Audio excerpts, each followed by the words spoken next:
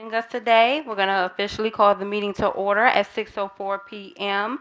at the CPC office 3631. The next item of business is to conduct a roll call. Commissioner Adams. Present. Commissioner Benito, she's on her way. Commissioner Shura. Present. Commissioner Donaldson, excused absent. Commissioner Early. Present. Commissioner Garrett Ferguson. Commissioner Kennedy. Present. Commissioner Reeves. Present. Co-Chair Ridgway. Present. Commissioner Van Leer. Present. Commissioner Wong. Present. Commissioner Zayed. Co-Chair Rodriguez, present. We have the quorum necessary to conduct business. Please review the agenda. Are there any additional items at this time? To the chair, I do have a question. Are we, when are we doing nominations for co-chair? Because that election will be coming up. What's the plan for that? So I know that there is rules that is pending. Hopefully that it passes with a 2/3 majority of the commission, and then 15 days after the official minutes, then it will be implemented according to our bylaws. I guess my question, if I may, my question is like, regardless of whether that passes or not, what are our plans for election of co-chairs? Is there a schedule set for this? I mean, So our existing rules, if I may, already necessitate us to vote for the co-chairs by February. In the rule that's being passed today, hopefully, does not specify anything about when the nominations will occur. So I think, and it provides, we can have other people that want to nominate themselves do so in another way. I don't think it has to be like an official process, so I don't see any problem of it going forward today. It's not in contradiction, and we do, because otherwise, we need to vote January 24th. So we would need to pass this and get the nominations today. So, I mean, there's something that, determines what the election process will look like, but I don't think it precludes any nominations at this point. So you would like to include that on the agenda? Yes? You said yes? sorry? She asked you if you want to include it. I don't, I had a question, but yeah, that would probably make sense, sure. Might make sense. If we want, we So- can do it as part of the rules report, if people want to nominate themselves, or the new business. I do have another new business item. I'm concerned that the current tenure for Jason as interim expires in April, and I'm just wondering, I just want to open the conversation as to what we're going to do, because it's possible that, I don't know exactly what the city could do, but we could end up with no executive leadership in April, and I'd just like to open that conversation in new business. Any additional items?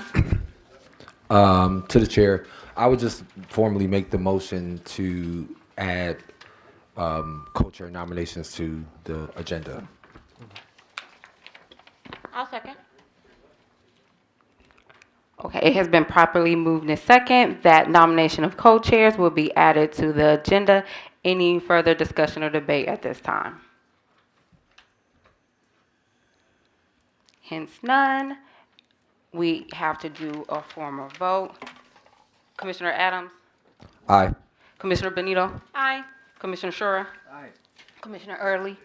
Aye. Commissioner Garrett Ferguson? Commissioner Kennedy? Aye. Commissioner Reeves? Aye. Co-Chair Ridgway? Aye. Commissioner Van Leer? Aye. Commissioner Wong? Aye. Commissioner Zayed? Co-Chair Rodriguez? Aye. Since we did that item, do we want to do it for the Jason motion as well? So it's not for Jason, but to open the conversation and potentially open the discussion and potential hiring committee for the executive director position. Just a Okay, so it's discussion for that. discussion. Okay. 'Cause someone could make a motion in it, but I think, I don't know how everybody thinks about it, so I don't want to make the motion yet. Okay. So, Okay. Okay, since there's no other items, we're going to accept the agenda set forth. can we open, do we need a motion for that, to open the discussion? Okay. Yeah. Yes, so it became part of the adoption of an agenda with 2 additional items on it. So at whatever point we put it on the agenda, that's when we'll bring it to the table for discussion. Okay. So just a quick meeting decorum. We have each commissioner should ensure that they raise their hand and allow each commissioner the opportunity to speak. If nobody has spoken a second time, we'll go around the room again, as well as meeting guidelines to help with moving business forward. Any questions or concerns about that at this time? Okay. The next item of business is approving the October 25th meeting minutes. Are there any corrections or additions at this time?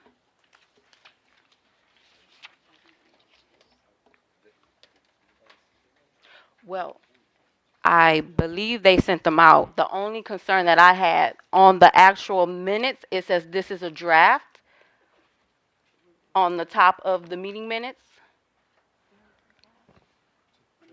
Because they haven't been approved, right? Is it just a draft because they haven't been approved, or? No, it says that there was going to be more added to it. Yeah. What, can I ask for clarification, what are the further details that will be added? Do we know?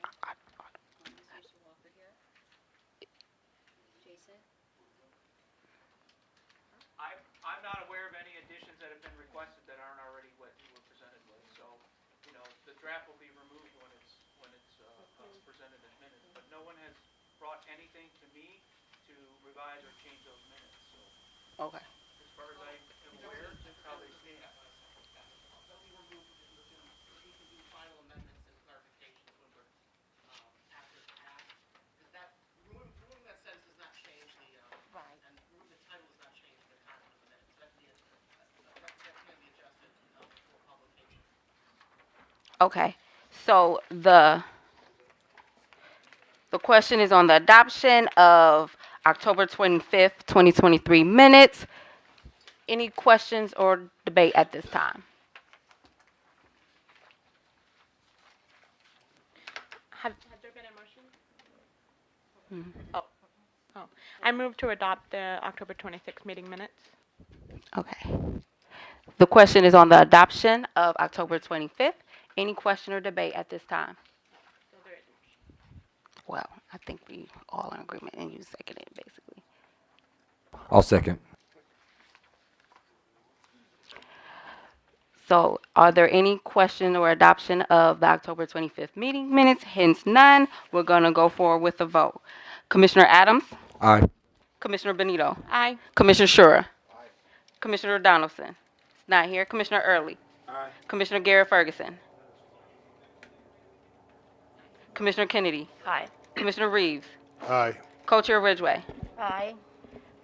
Commissioner Van Leer? I was not at that meeting, so I abstain. Commissioner Wong? Aye. Commissioner Zayed? Aye. Co-Chair Rodriguez, aye. The motion has been adopted as read. There are no further edits at this time. The next item of business is public comment.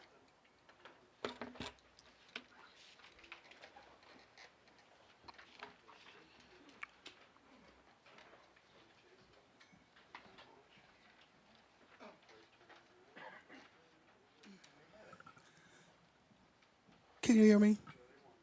Okay, well, I can speak up. Okay, I'm gonna make this really quick. On December the 13th, we attended the meeting on 72nd Street, I believe. Commissioner Wan made a statement, which was an outright lie, that I want to take over the commission. No, I don't. I want to make sure that all of you do what you're supposed to do. That was the purpose of us coming. I'm not in none of your work groups, as you know, none of them. I did do a cease and desist, and I sent it to her, along to the city of Cleveland, and I'm going to make this clear with all of you. Apparently, you guys are making me a target. Stop it. Focus on what you were voted in for, and that is to have due process. If a complaint is brought in against an officer and a citizen, both of them deserve due process. Do not bother me anymore, because I guarantee you I will take you into court. So leave me alone, stop making these outlandish comments, and tend to your business. Thank you. Thank you so much. Is there any other comment at this time?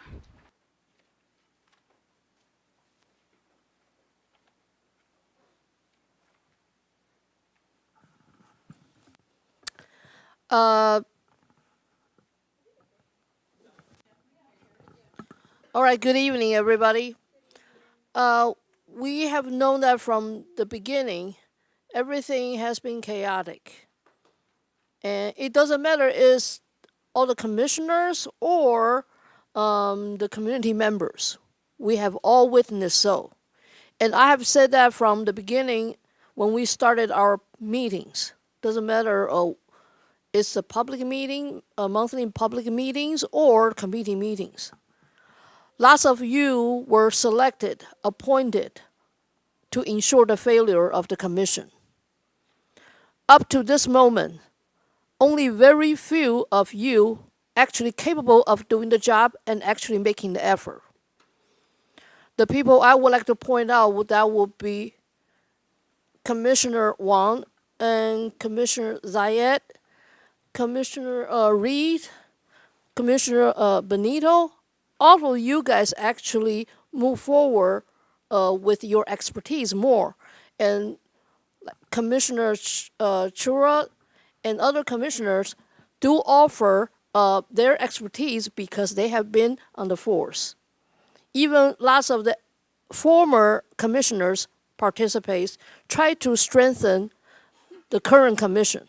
However, it seems like the efforts has been wasted because even after this whole year, commissioners, you still have demonstrated that you do not even know the rules you established for this commission.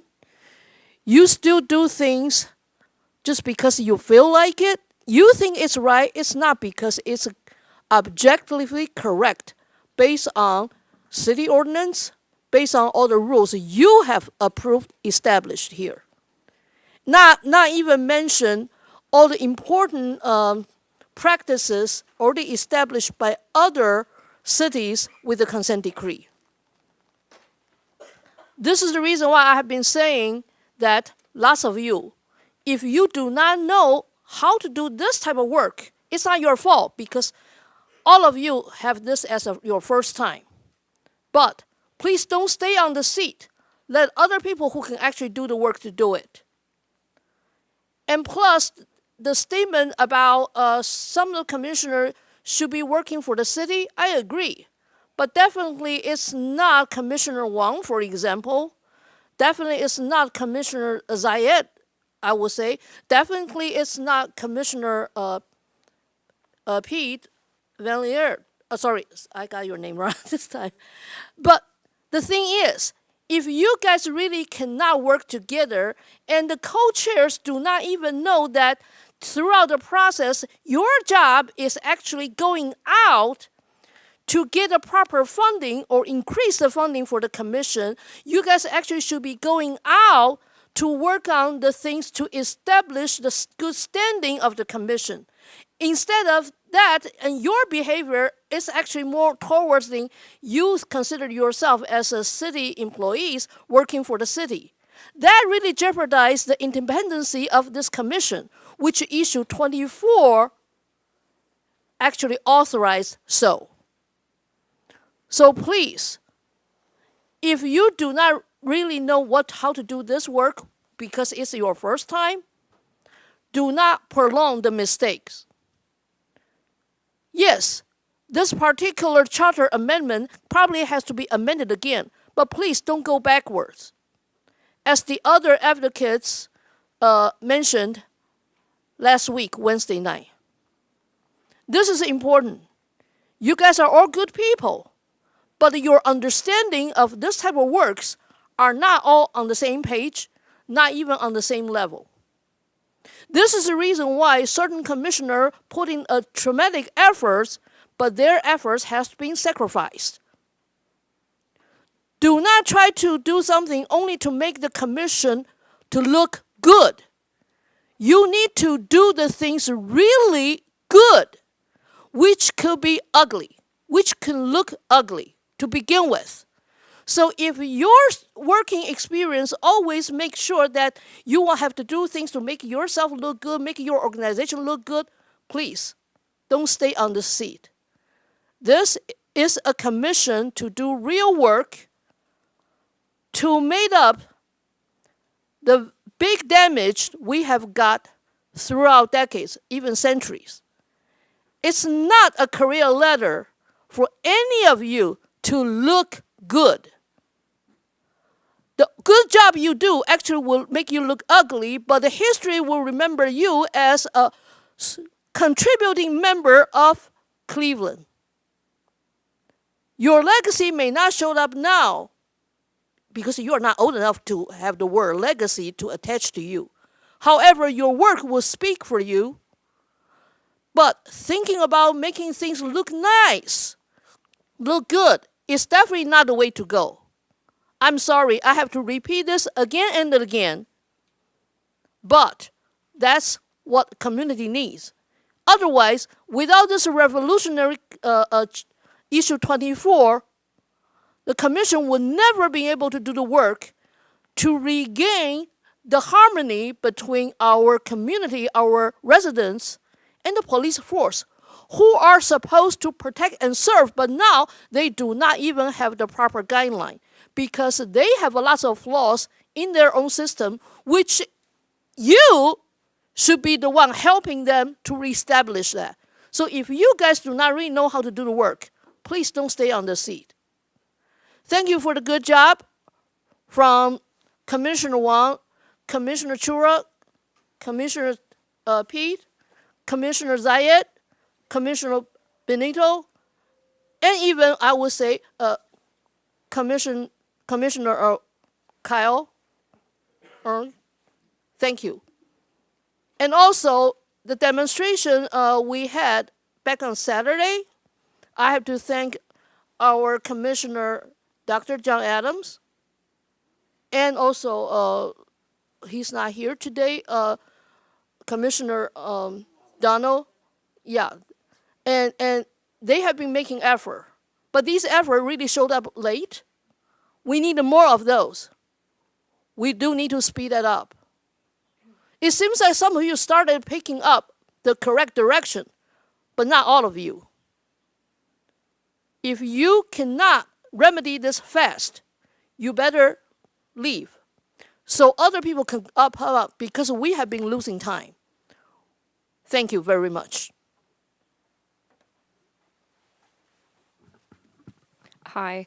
I just wanted to ask a question. I know you guys can't respond, but I don't know if I missed it at the very beginning, that there's seems to be security here being offered by the police, and I was just wondering if you guys asked for that or something to that effect. It just seems like it indicates that there's a security threat, and they, as far as I can tell, is not one, and I come to all of the meetings, so I was just wondering what that was about. But again, I know you guys can't directly respond to comments, so I was just curious. Thank you. Yeah, right. No, absolutely. Oh, I just want to be clear, not calling out you guys for being here. It does sound like somebody asked you to be here, so I just was wondering what that meant or was, or, you know, obviously the officers. No, exactly. To be clear, I asked one of the officers here if he was working as security or if he was just in attendance, and I was told that he was working security and was asked to be here to work security, so that's why I was asking. Of course, anybody could be here as a member of the community, so I was just wondering what that was about. Thank you. Maybe he can answer that question. Oh, you just told, okay. From the higher up, was it the mayor? I'll talk to you afterwards.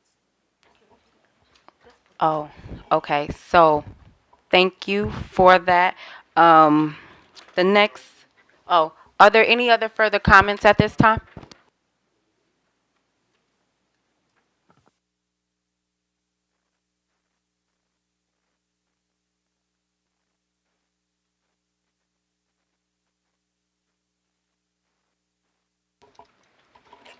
Any further comments? Hence none, we're going to move to the next item of business. Um, as discussed, the monitoring plan is basically something that was created by the monitoring team with all parties looking to have different dates for different items. The date for the CPC is January 19th. So leadership will review that, and then please expect some follow-up communication pertaining to that. The next item of business is, do you have anything you want to add? Yeah, that's fine. So first of all, let me just greet each of you. Good evening. This has been a year of change. This has been a year of constant learning, and that learning will continue. We have yet to complete our freshman year on this commission. I don't think there is one person on this commission who has been a commissioner before, but I think that some of the contention that has occurred in this meeting has not prevented work from happening. There have been so much progress during this first year. We have actually developed our rules under the leadership of Chair Wong. We have had one of the most thorough commission trainings throughout the first couple of months, thanks to the training committee. We have actually established bylaws and rules. We have actually set up three or four, I think we put you sometimes under both ends, the community engagement, understanding committees, but also under the police committee. But we have actually established police committees. These committees, whether it's policy, whether it's accountability, whether it's community engagement, whether it's training, these committees have been meeting, these committees have work groups, and these committees are moving forward. They have community engagement involved in this. For the very first time, we made a presentation before Judge Oliver during the consent decree status meeting. That had never happened before. Other people had spoken for this commission. We were invited to speak, and that's what we did. Each one of our committees has established an 18-month framework for how they want to do their work, how they plan to move forward. One of the most significant things we did, we had a very thorough process for grants where we were able to actually let $1,080,000 in grants to community organizations. Dr. Adams, Commissioner Zayed, the two chairs, and one day I interviewed 13 different community organizations. We have been working. Those organizations that receive money, they were here last week, but we were not able to acknowledge them. They are moving forward, getting all their paperwork in place, and we will be monitoring those grants and their progress and the implementation of the programs and services that they had stated that they would do when they submitted their application. We have been interviewing. We have been interviewing for a shared attorney. I think we have interviewed, 10 or 11 candidates over the last month or so. This commission has been busy, and despite the fact that there has been contention, it has not overshadowed the work that this commission has done. So what I just want to say, do not be mistaken. This commission has been busy.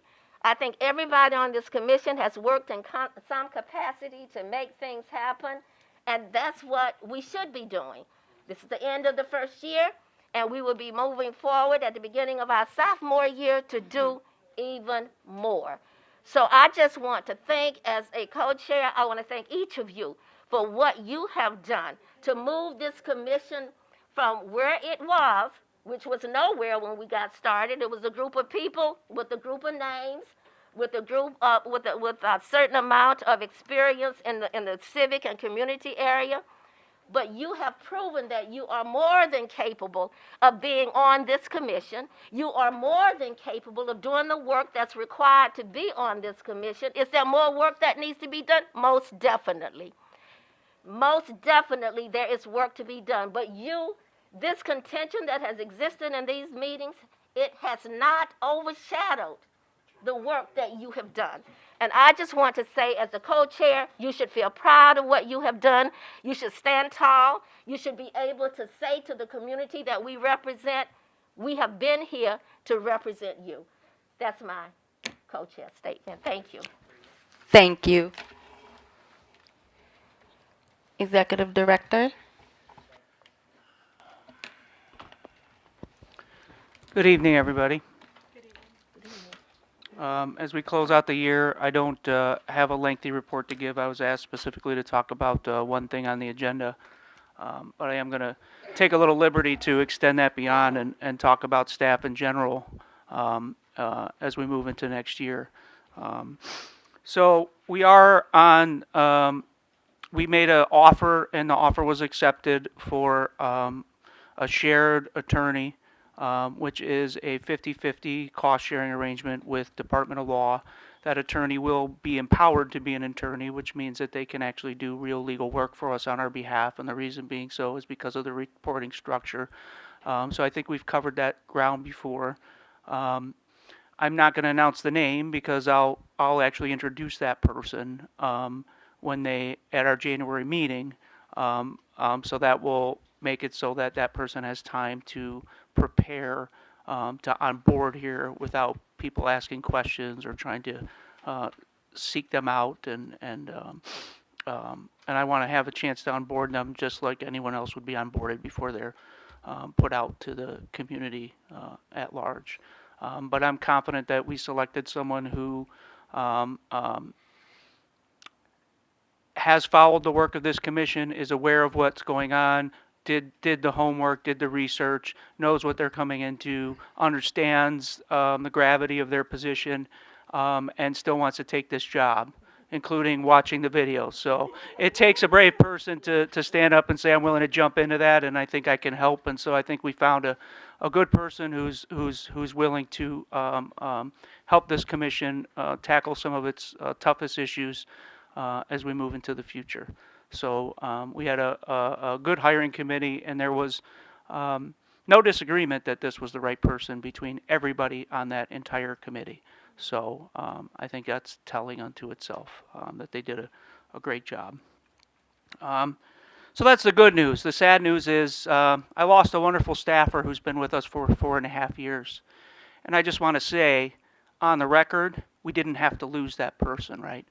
So as you guys move on and you pat each other on the backs for all the achievements you've made, don't forget about your staff, because whether I'm the executive director or the next person comes in, I can assure you that you will never keep a good team together if you don't support the people who support you, right? So, you know, as you give accolades for each other for the rules and the training and all that stuff, don't forget the staff handed you a great start. We gave you an incredible orientation that we worked on with no help, all right? We gave you a training plan. We gave you a draft rule book, right? All of these things to advance yourselves to where you are today, right? And there have been people here who have been here longer than you have, and we're about to lose another good staffer probably, right? And it wasn't about being here, right? We lost Sarah Anderson, who devoted 4 years of her life, and everybody, you know, talks about how great our website is and our communications. That was Sarah's doing, right? She was one of the greatest people I ever had the pleasure to work with. And all we had to do was fight in unison for her to stay here, and we would have achieved that, right? But because some people have a personal problem with my leadership, they refuse to step up and do the right thing and support their entire team, and I'm really disappointed in that, really disappointed. So I hope in the future you'll recognize your staff, your talent that you have, lift them up and support them because they are out here fighting alongside you, trying to make this thing work. So that's my 2 cents, and thank you. I do believe you've accomplished a lot, a great deal, and I believe that every single person here, their heart is in this work, despite the conflicts, right? I would say that about every single person at this table, that this year, everyone has shown me that they want to be here, that they want to fight for this commission in their own ways, right? We just need to have more conversations and mutually support each other a little bit better, and we can get through a really tough year. Because there is a lot of talk about this commission and its current situation, and having been there all these years, I think we are under an existential threat, right? And it is right now the commission against a lot, right? Even our base who supported us the most, if you listened to our last meeting, right, you're losing your own base. So get yourselves together, right? Start communicating more and get ready for the journey ahead of you next year because it's going to be hard. It's going to be hard. So thank you. Yeah, I just want to make one statement. I am remiss in not identifying staff. I see staff as part of this commission. We're one body. I didn't see you over there and us over here. We are one body, this commission, and we function as one body. And you're right, nothing that we have done we could have accomplished without the staff that we had.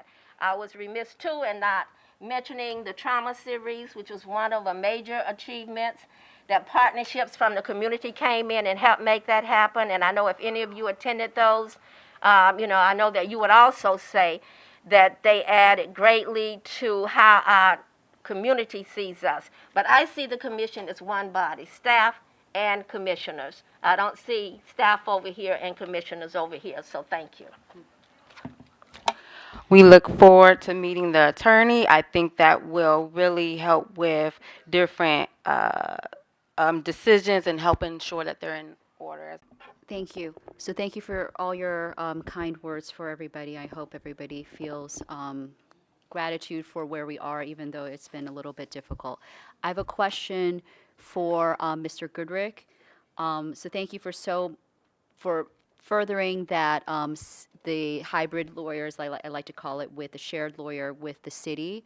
I am still not understanding, if you can explain to me. So we have this conflict of interest attorney that we're voting for, but there was always a third option of using our operational funds in some ways for a third attorney, which would be an in-house attorney. How did the decision come to be that we went the hybrid route? And I'm still very concerned because as I've spoken to many attorneys to get this attorney for the conflict of interest, every single one of them have identified conflicts of interest beyond the one that we are hiring Mr. Wallach for. So I would like you to explain to us how, if we need to enact that third option, what would be the obstacles and what would be the process with which we do so? So that's a good question, right? So everything is trial and error. I think I covered this really, really well when I told you that we were going down this road, right? So I'm not going to rehash the whole reasons why we made this decision, but I will say this, right? Trust is a big issue, and I see it between commissioners and between staff and commissioners and between community and commissioners, right? So sometimes we have to take a leap of faith here, right? So I know this isn't the most popular decision I've ever made here, and I get that, right?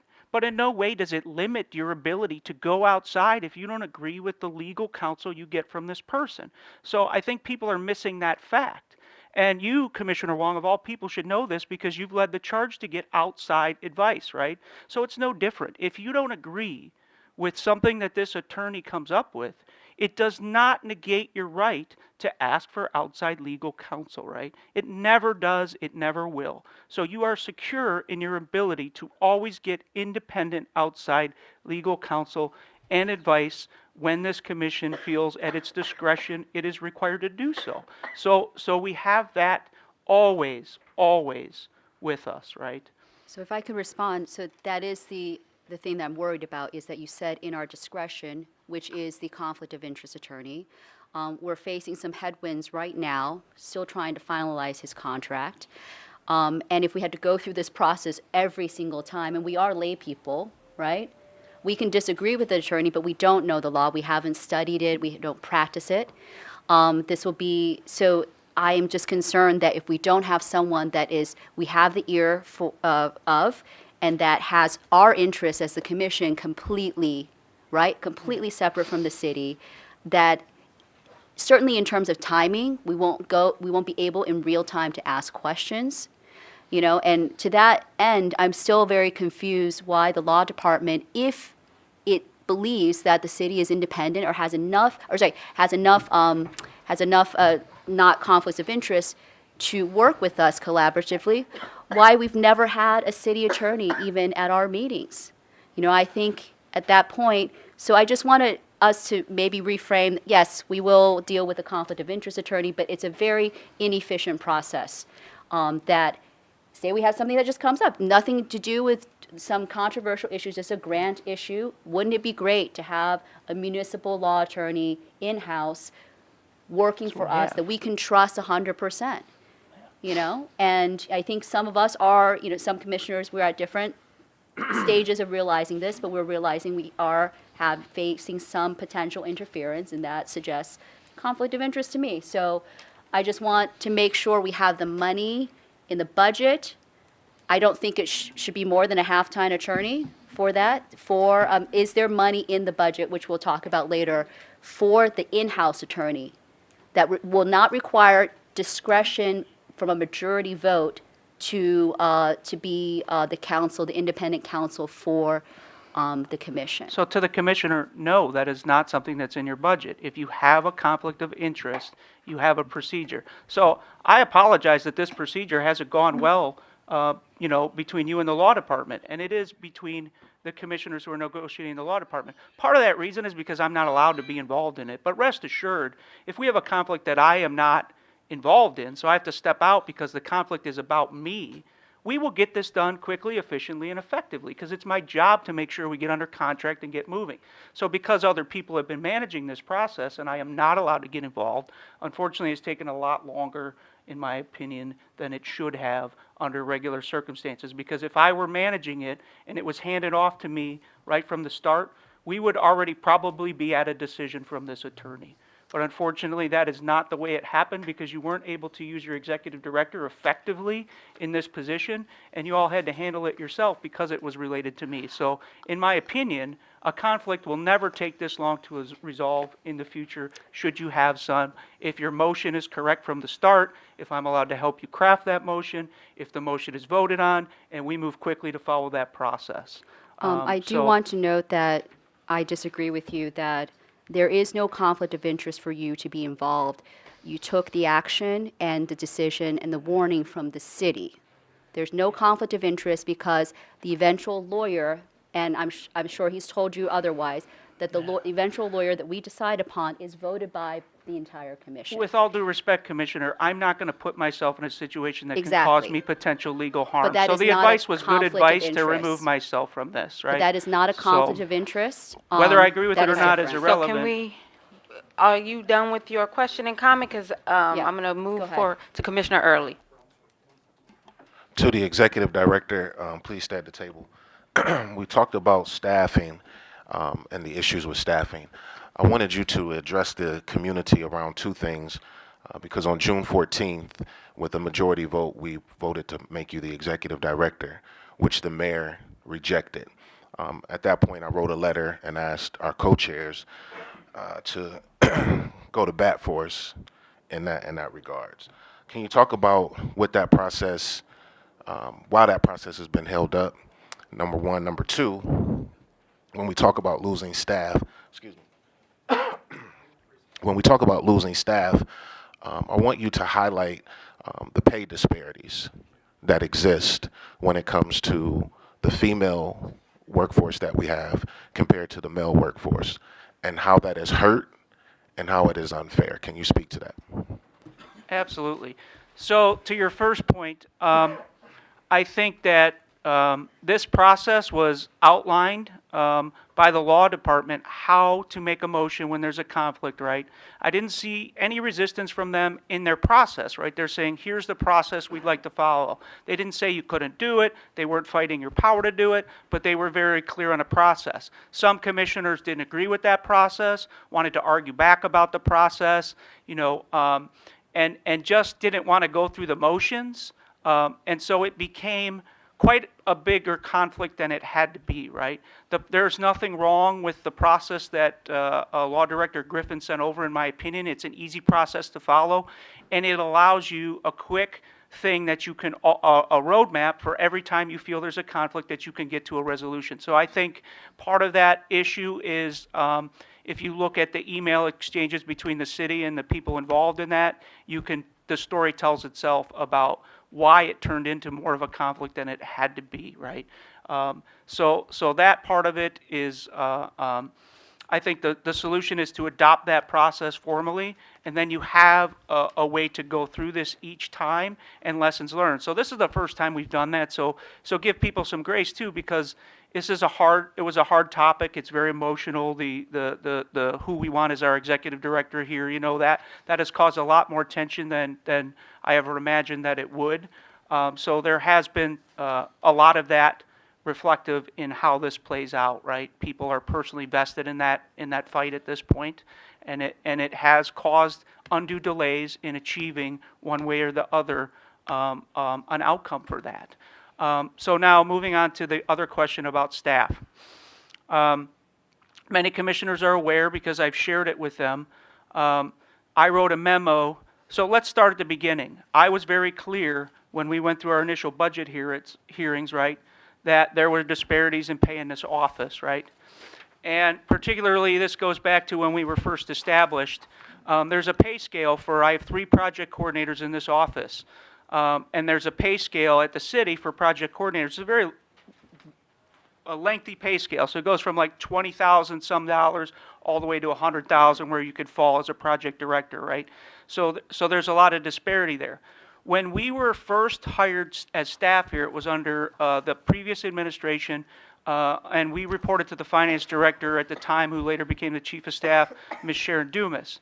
Sharon Dumas brought in all of our staff at a lower pay grade than is normal or competitive with the fair market. But even worse, it's lower and competitive than the rest of the city for jobs that are comparative, right?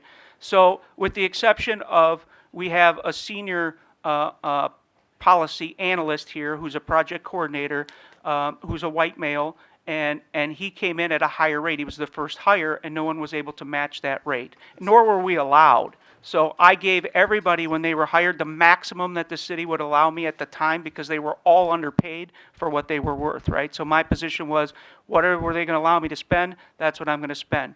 So when you guys came in, you inherited 2 project coordinators, Sarah Anderson and Shalana Williams, who were far below the scale what their peers are paid at the city. And even worse, myself as a white male and Ryan as a white male were the 2 highest paid employees in this office. And all my separations have been related to inequity. It's not because of my leadership skills. It's not because of this commission's hard work or the difficulty of our meetings to attend, right? Everybody who serves this commission loves to be here. So I lost Janita, who came back, and the reason that I have her back is because she was able to take another job at higher pay, and she came back to us, right? That's because we have a great team, right? But I wrote a memo to the city after City Council approved our budget, and under 115.5, I have authority to use that budget to pay people. I wrote a memo to promote in an interim basis one of our employees, Shelley Anderson, and give her the same exact pay that I was making as a white male in that position previously, and then to bring Sarah Anderson up to the other project coordinator in this office's pay, which is Ryan Walker, right? So very fair requests, right, based on equity and all of the things that are necessary to keep your team. Unfortunately, I was denied, and when I brought that problem forward, it was like it didn't have support here, right? Because in my opinion, people were busy fighting over me, and they were secondary collateral damage over the fight whether I should be in this position or not, right? So take me out of it, and the reality is the city said that there's a pay cap, right? But they never produced. I asked for documentation and evidence for why they were denying these raises. It was never produced. I asked for anything you can provide, and their answer was just, no, we're not doing this. Plain and simple, cut off, right? I even went with a counter proposal on the second head of HR, asked for them to reopen this issue. They were willing to work with me, help me, but then afterwards, it just died again. So, I did what I could to do it. There have been commissioners who were aware of this issue, and unfortunately, it just didn't have a collective. I believe if we would have went as a commission and did everything we could as a whole to keep our staff together, we would have got them something. It may not have been all the way, but everybody who knows, when you enter in a negotiation, right, you do what you can and you get the most you can, right? So would we have won the equity? Maybe not, but would we have got them something to stay? Absolutely, in my opinion. So. Commissioner Kennedy? Jason, just real quickly, I just want to try to clarify, I guess, what you're suggesting. Are you suggesting that there is, shall we say, a discriminatory animus in pay on behalf of the city towards women in the staff as opposed to, say, white male staffers? So what I'm saying is, on the surface in this office, when you look at the two highest paid people, it could appear that way, yes. So not towards white male staffers, but to female staffers. Is that what you're saying? What I'm saying is, this office didn't set those pay scales, right? But what we have is disparity. So it's definitely there. I pointed it out. There's a memo. I believe you have a copy of that memo, Commissioner Kenny, so you know my standpoint on it. Just clarifying what you're saying tonight. I read your memo. Thank you. Yep. I just want to say one more thing to follow back on that. When you say that it was brought to commissioners' attentions, I don't want you to tell us because that might just spark something, but I do want to say, moving forward in 2024, this should be an issue that the commission takes up with City Hall. We're going to have some fights, y'all. And one of the fights that I will fight for is to make sure that women have equal pay. I just can't stand by and allow that to continue to happen. And not only women getting equal pay, but us losing good staff. So I just want to put that out there so no one is surprised come 2024 when I raise my voice about this issue. Thank you.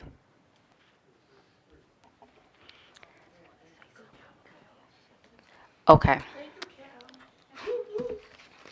So the next item of business is committee status reports. Is there anything from the internal training committee? Nothing at this time. The next committee is budget and grants, led by Chair Adams. All right, thank you. To the chairs, one of the items that we recently did as the Budget and Grants Committee is that we passed our 2024 budget. So I believe we need to vote on that budget. So I'll just very briefly give a few points on some of the differences. One of the things that we discussed and we tabled and we came back for a second meeting about was regarding the idea of requesting a grants administrator position to assist us with the grant making process next year. And so we've requested that. I think that was banded about 60 to 80K that we're requesting. And then we are also requesting an additional $20,000 for the grant software to also assist us with the grant making process. So that was an additional ask.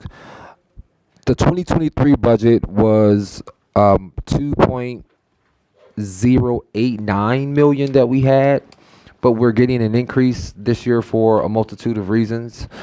One in particular is there was an extra pay week in the calendar year, so the police get an extra check, and so we get additional funds from there. And so our budget for 2024 will be 2.21 million, which is about a 120,000 increase from the 2023 budget. So we requested those additional things. And then just to address Commissioner Wong's earlier concern, we did our best to put as many funds into operations as possible. So as you know, we all know and understand that there are two parts to our budget. There's the personnel side, which is literally our staffing, their benefits, their salaries, and then there's the operations side of it, which is essentially how we operate the commission. So the personnel budget is what it is. We have to pay people and we have to make sure they have benefits. And so the monies that we put aside, we just did the best that we could. We had the money that we had, and so we put the money in the operations budget. And so we were, thinking about the different committees and what the increased needs of the commission may be. So I think that I would say that I think that if there was a scenario where we needed somehow to get some legal advice, I think that we could manage that within our budget. Those are my thoughts. I think that's not what we need to do. We do have the mechanism when it comes to conflicts where the city would have to pay for the attorney if we establish a conflict. So I don't foresee that we would need the monies for an attorney, but if there was some crazy situation, I think we could manage that. So I just want to say that to you. So what I'm going to do now is I'm going to place a motion on the floor to approve the 2024 budget. I second. It has been properly moved in second. The question is on the adoption of the 2024 budget as drafted with the following additions: the grant program manager and computer software. Any discussion or debate at this time? Commissioner Benito. I had a quick question on the for the grant program manager. So when it said in the email that it was estimated 35,000, is that the salary of the grant program manager? Estimated? There were like 2 jobs. I think the city would have to ban that position. So there's like a band, and then there would be a decision about the salary within the band. And this is a full-time position? We are requesting a full-time position. I guess I would be curious to know, especially given what our executive director talked about pay scale. To me, 35,000 for a grant program manager within the city feels a little low. So To the chair, it's not 35,000. This is a $120,000 request for salary and benefits, and another $20,000 for the grant software. Yeah. So it's 100? Yes. So. Okay. So that is what was passed by Budget and Grants Committee, was up to $120,000 in salary and benefits. By my estimate, this job will fall somewhere between $60,000 and $80,000, and then you add the benefits package, it's around a 50% fringe benefits package. So until we know exactly what we make an offer at, but I'm confident it'll be in that range. okay, that seems a lot more appropriate. Thank you. Commissioner Wong.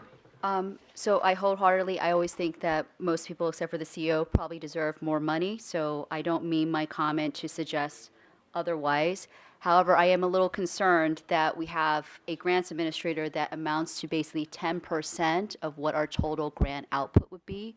And I say that only to say that we really need to find the right person that is going to make our job easier. That seems to me not necessarily the right balance there. Maybe we should just get more grant money, and that would be the solution.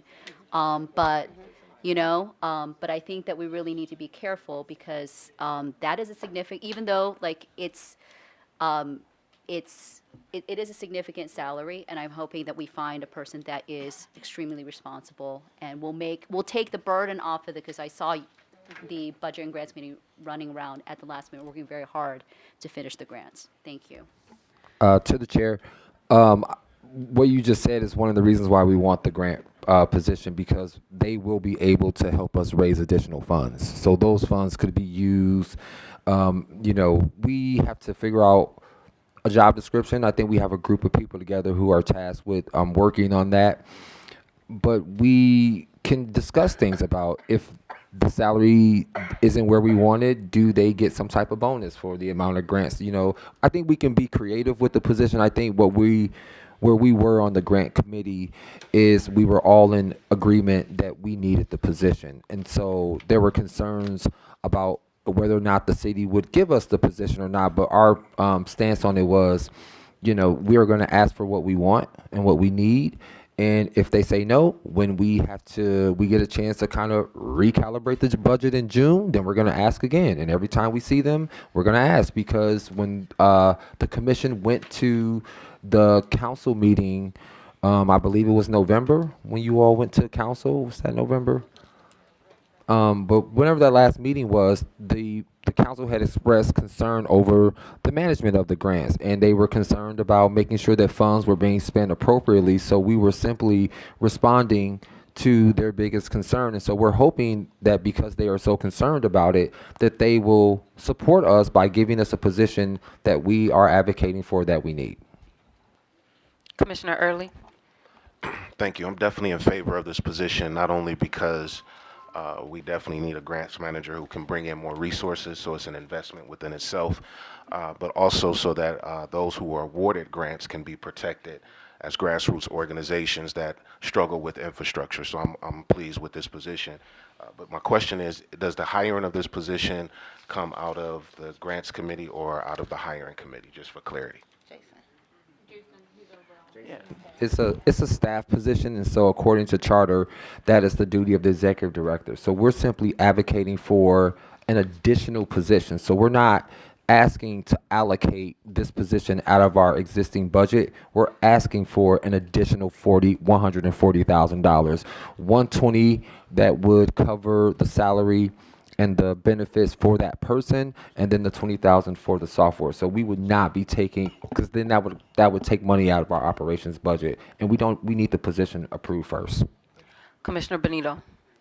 I just wanted to, I think kind of in line with what Commissioner Early said, I just wanted to point out that I don't want us to, I guess I want to disagree a little bit with what Commissioner Wong said about concerns about, the one thing is that it's not coming out of the grant budget, so this isn't money that is being removed from the pot that is given to us to give out. And then also, I think that grant administration does require overhead, and we already have an office that is understaffed and is doing a lot. I think that's something that we saw at NACOL, that there were a lot of commissions that have similar loads to us, but they have a lot more staff.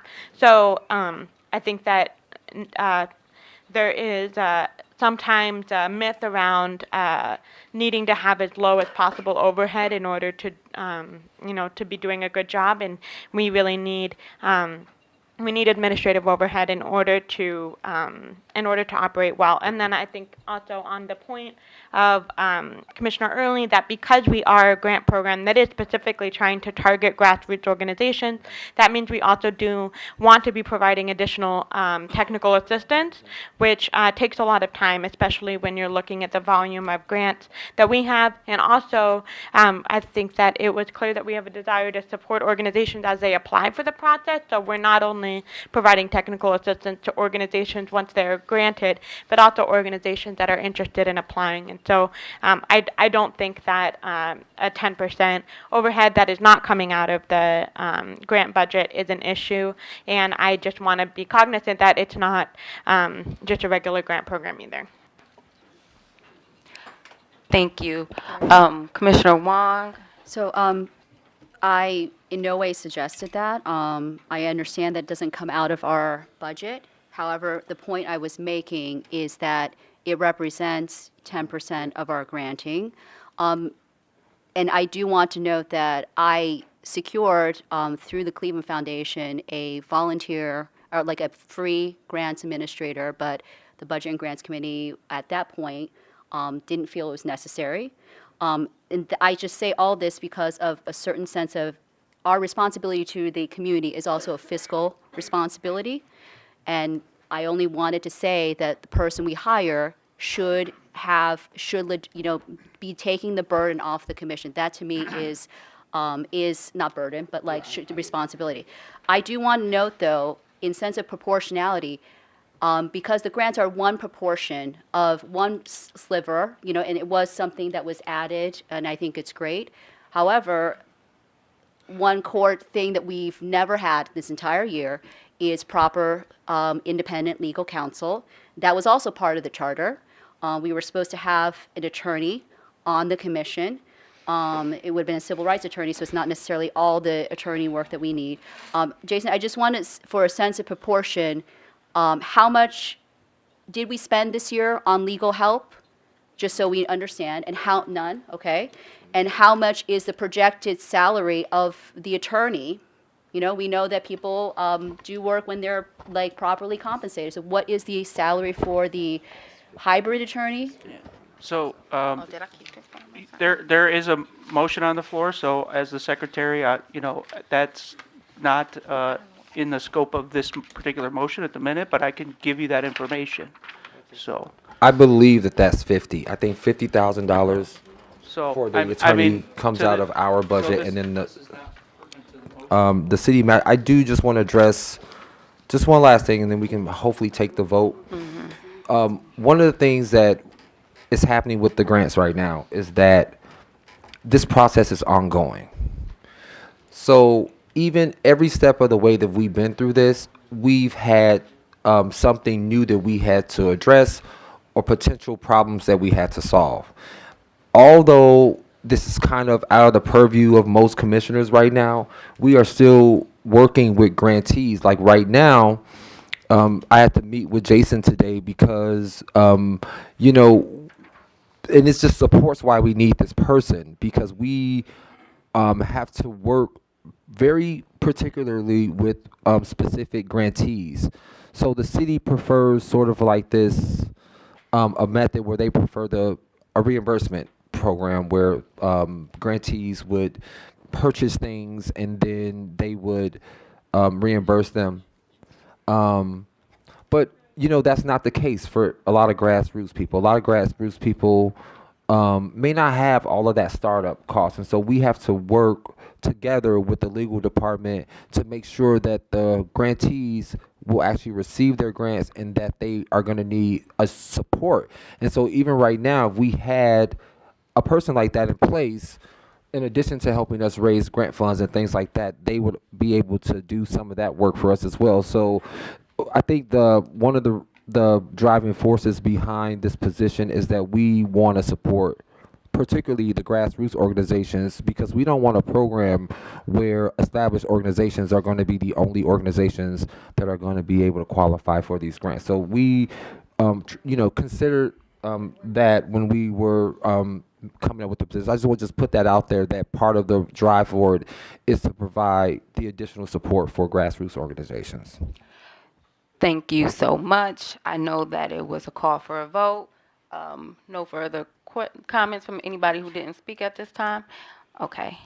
Commissioner Donaldson. Not here. I'm sorry, I meant Commissioner Adams. I was looking at you. Commissioner Adams. Commissioner Benito. Aye. Commissioner Shura. Aye. Donaldson is not here. Commissioner Early. Aye. Garrett Ferguson is not here. Commissioner Kennedy. Aye. Commissioner Reeves. Aye. Co-Chair Ridgway. Aye. Commissioner Van Leer. Aye. Commissioner Wong. I Commissioner Zayed. Aye. Co-Chair Rodriguez, aye. Motion passes with unanimous consent. The next item of business is just to review the grant audit survey. So that was submitted to John, and please look out for that to help with providing feedback on the last grant process. At this time, the next item of business. To the chair, to the chair, I can't move to the chair, through the chair to the director of budgets. I can't move forward with posting the RFP for the survey unless you put a motion that passed on your last agenda to approve that $30,000 to move forward with that survey. So it passed. You had passed that project at your last meeting. I needed to, if you want me to post that RFQ, I needed to move forward through this business cycle. I just saw it under the outreach committee, so I thought Sharina would introduce that motion when she did her. Yeah. Okay, so the next item of business is Rules Committee. Chair Wong.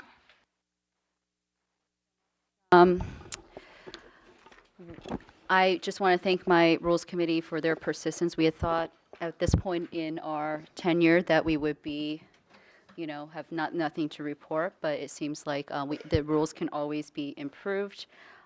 We are introducing Rule 1.44 as approved by the Rules Committee on 12/6/23. We worked extensively on this rule to revise it, I think a total of probably 4 hours at least, so thank you to the committee for that. And you can definitely stream if you want to watch our live edits, they're riveting. So, I don't know if the audience would want me to read it. It's quite lengthy. We can give you a version of it. I don't think it's necessary at this point. I do want to make a motion for Rule 1.44 as leadership. This motion, this rule has to do with the co-chairs.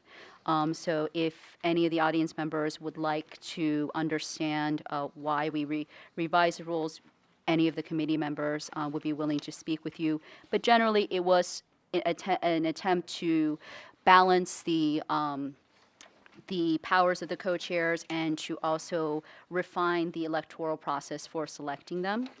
I will make a motion now for the adoption of Rule 1.44 on leadership. Do I have a second?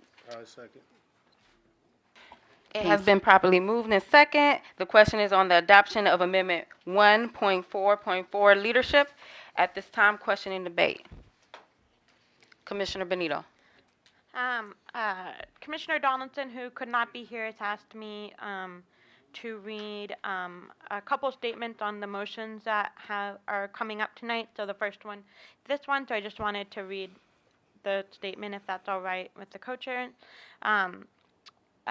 His statement is that the rule states that a co-chair or both co-chairs may be removed through a majority vote. For example, with 10 attendees, 6 votes are required to pass. In my opinion, if this rule passes, the same standard should be met to remove the chair of a committee. The process to remove the chair of a committee will most likely be covered in Rule 1.4.5. For example, when removing the chair of a committee with 5 attendees, 3 votes are required to pass. That's the end of the statement from Commissioner Donaldson. Could I address that, please? So I appreciate that. And I had argued for that symmetry. The problem with that statement is that right now the rules is majority plus 1 for the removal of the co-chairs. It's moved down from the supermajority of 9 out of 13, which essentially is 9 out of 11, which is 80%. I had argued for uniform symmetry, that the co-chairs would be elected by majority of the commission. It's now the majority of votes cast, and be removed by the same process. So I think this is. I wish that the Rule 1.45 could come along with this, so we can balance the powers between the committee chairs, the co-chairs, and also Mr. Goodrick. But that is my dissent with this motion, as I argued that it should be the symmetry. The symmetry that he's asking for doesn't exist right here, and also Mr. Donaldson is not correct. It's majority plus 1. We had decided on that, I think, to balance out the power a little bit because it was already an imperfect kind of system. So I just wanted to address that. Commissioner Kennedy. Through the chair, Commissioner Wong, can you walk us through, so in this moment, right, before, like this, where this rule has not been passed, if one of the commission members wanted to remove one or both of the co-chairs, what would the process be now, and how would it change the existing process? I think right now, my understanding, and if you, Mr. Goodrick, can add, is that someone would make a motion, it would be a majority vote because we are ruled by majority vote right now. It's in Robert's rules, so it would be a motion, it'd be seconded, it would be discussed. Can you walk us through, though, how this rule changes that, just for the good of everyone's understanding? This rule changes that because it is contingent on the other things that are changed. We changed the electoral process in a way to make it more fair. Right now, I think, we just had whoever got the most votes got the co-chairs, right? We voted in one batch, and whoever got the most votes. Now it's going to be, and I'm explaining this because I think it'll explain the removal process. Now we're going to be voting in single rounds for one person.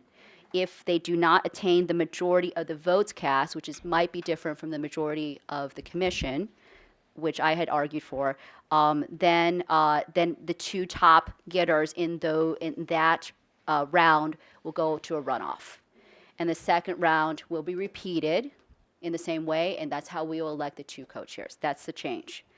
And then the removal process, I think, I'm not sure now. I feel like now I'm a little bit confounded because I thought there was the draft added at 2/3 majority? Was that what happened for removal of co-chairs? Is that why it was existing that way?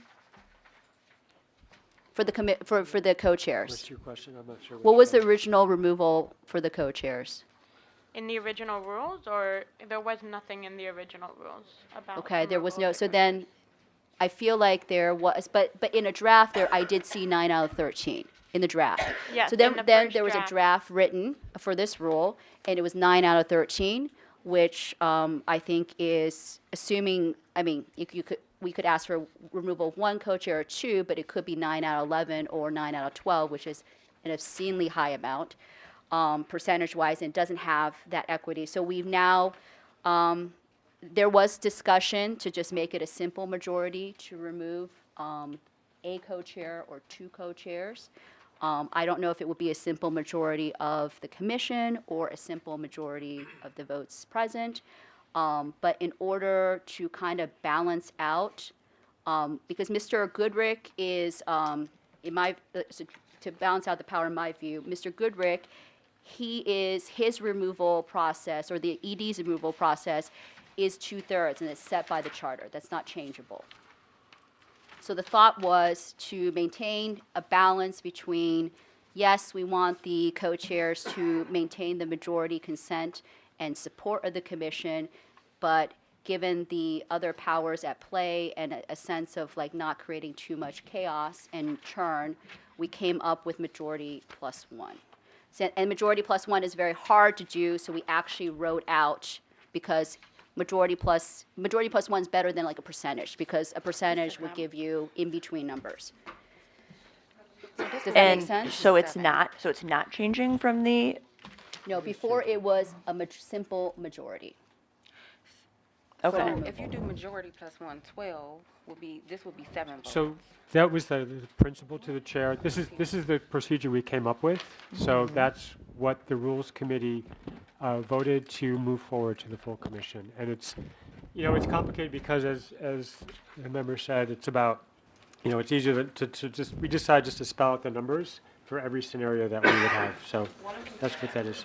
So, okay, so They are all accurate as we passed. These are the numbers we discussed in detail, and this is the process we determined. So if you have problems with that, you Oh, no, I don't have a problem with that. I'm asking for a clear explanation.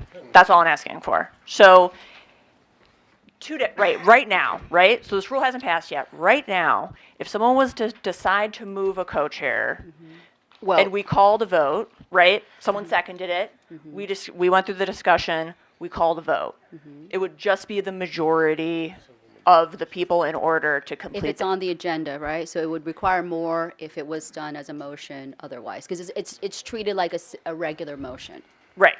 So motions are treated differently with votes depending on whether they're on the agenda or they're not on the agenda. So, but generally a majority. Yeah. So So here, if it was not on the agenda, what would it be? It would be So to the chair, our bylaws, just to be clear, are above Robert's rules, and our bylaws specifically say all motions are approved by majority unless otherwise specified in the bylaw. So you can always disregard what Robert's rules say about specifics to votes, because we adopted a higher standard for ourselves. So right now, as Chair described, just to be clear, a motion, a second, a debate, a vote, and it would be the majority of those present would unseat a co-chair in that situation. But I guess to answer your question, this won't take an effect until we have our vote, and then it's officially in the minutes, and then 15 days after that. that's not what I'm asking. right. That's not what I'm asking. She's asking why it's changed, right? No, I'm not asking why it's changed. I'm asking for someone to clearly walk me through. scenario A and scenario B, right? So we just got scenario A. Scenario A is that it's a simple majority, right? So it would be like 50 plus 1, so to speak. Scenario B, someone walk me through a hypothetical where this rule is different from what would happen now. Oh, I see what you mean. Because it's majority plus 1, simple majority plus 1, this thing. Yeah. It's not majority plus So it's one. What is 50. majority plus It's 1? spelled out Right, here Sorry. as the numbers. Right. So So why 50? So I don't understand why 50 plus 1 plus 1. We did that to, well, it was probably talking down from, because originally the draft was written by Ms. Benito and Mr. Goodrick as a, okay, well, you worked with Jason. I was supposed to work on the draft, and I would never have agreed to a supermajority. So we talked it down to this, but the thought is to balance the other powers, because we don't want, like, I would have, okay, if it was simple majority of the commission to elect the co-chairs, then I would say simple majority to remove. Now we have this caveat that it's the majority of the votes. And my problem with that right now is that if someone doesn't gain the support of the majority, how can they don't have to maintain that majority, as we saw with one of the elections of the co-chairs, that means that the minority could rule, right? So that was the process we came up with.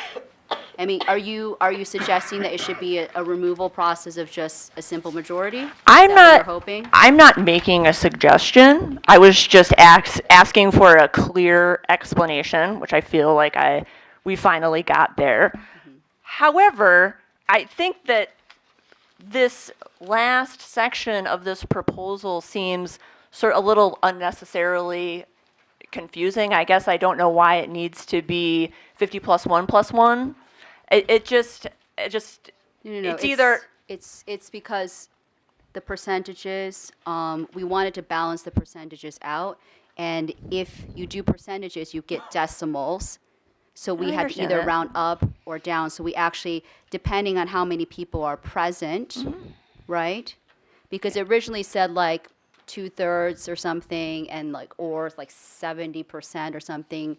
And we found this was clear. I mean, Mr. Van Leer, do you have anything to add? We just listed every single scenario, because every other scenario, you would not have quorum. so I it's think not 50 plus 1 plus 1.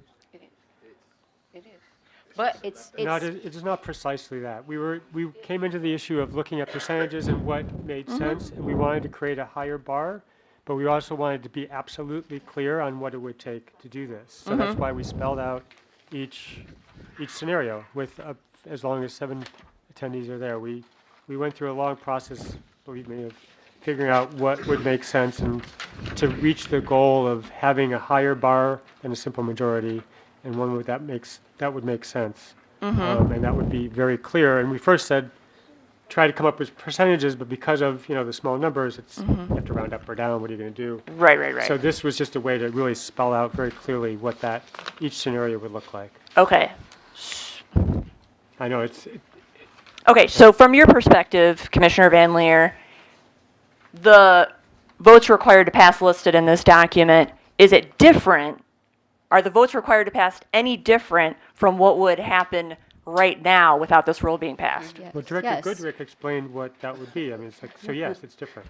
By what exactly? Can you give me a hypothetical? It's simple majority plus 1, but we have to, sometimes because it's an odd number, we give a little bit more to that odd number situation. So Commissioner That's it. Benito? So for example, if there were 12 attendees, if we were to take a vote right now, it would require 7 to pass, whereas now it would require 8 votes to pass. So it is majority plus 1 plus 1. not always. So, and I will say that if the numbers feel confusing, I would say that we did spend a total of 4 hours going back and forth on this, and there was even between the two meetings, there were times that positions changed about whether it should be a supermajority versus a simple majority. And my perspective on this is that it's attempting to split the difference Right. between those two things. Right.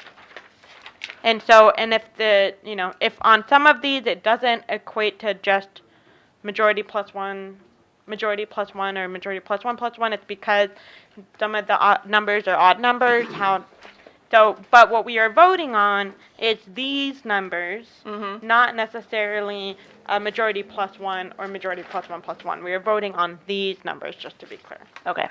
That was helpful. Thank you, Chandra. I think also, in the future, when we're talking about passing a rule with, for example, the process to remove co-chairs and such, that we can do a better job at explaining it clearly so that everyone can understand. Thank you. Any other comment? Commissioner Adams. I would just like to say that I watched those two rules meetings. They spent a lot of time on it. It wasn't easy for them. And clearly I mean, honestly, they went back and forth about this forever. It's just not an easy, I don't know if there's really an easy way, but I want to remind everyone that we can if we find an issue with the rule, we can always come back and revise it. So I'm going to suggest that we respect the time that they put into the rule, that we pass the rule, and then we can always come back and amend it. Okay. Thank you so much. So the question is on the adoption of 1.4.4 leadership. We will call for a vote. Commissioner Adams? Aye. Commissioner Benito? Aye. Commissioner Shura? Aye. Commissioner Early? Aye. Commissioner Kennedy? Aye. Commissioner Reeves? Aye. Co-Chair Ridgway? Aye. Commissioner Van Leer? Aye. Commissioner Wong? So I issued my dissent, but I will, just as a cautionary note, but you're right, we can change it, so I will vote aye. Commissioner Zayed? Aye. Co-Chair Rodriguez? Aye. Motion passes. The next item of business. We are not done with 1.45, so I'm not sure why that was put on but we will edit accordingly at our next meeting. Okay. And you may watch our 2-hour session. Oh, yeah, no. Okay. The next item of business is Outreach Committee. Commissioner Zayed? Hello, everyone. So I'm going to give an update on the community survey. So a survey work group was formed of 3 individuals, 2 commissioners, and 1 community member. The goal was to come together and to make edits for the community survey and move it forward. I must add that Commissioner Kennedy had to work on those survey edits alone because the commissioner that was partnered with her failed to respond to requests to meet to complete the survey, which made it difficult for the community member to be involved in the process. So Commissioner Kennedy moved that along on her own. It passed in the outreach committee once she made those edits and went forward to budgets and grants. So right now, I'm going to make a motion for $30,000 for my motion is for the $30,000 for pending RFQ for the survey to be passed so we can open that up and get that survey worked on. I'll second. It has been properly moved in second. The question is on the adoption of the $30,000 for the RFQ for the community survey. Any questions or discussion at this time?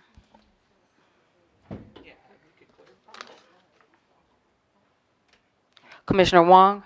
I think I already know the answer, but I just want to confirm that this is for the funding and that if there are kind of questions that arise from our, I know for example, the surveillance take work group and policy, I would love for some questions for that work group, to be asked to the community because those policies are directly affecting them. So I just wanted to confirm that we can still adapt the survey to dynamic needs. Yeah, and that's what it is. So the $30,000 is so we can put an RFQ out so that a a polling firm will help us administer the survey. We're also going to we haven't finalized the survey. It's still a draft because we want to work with them to perfect it.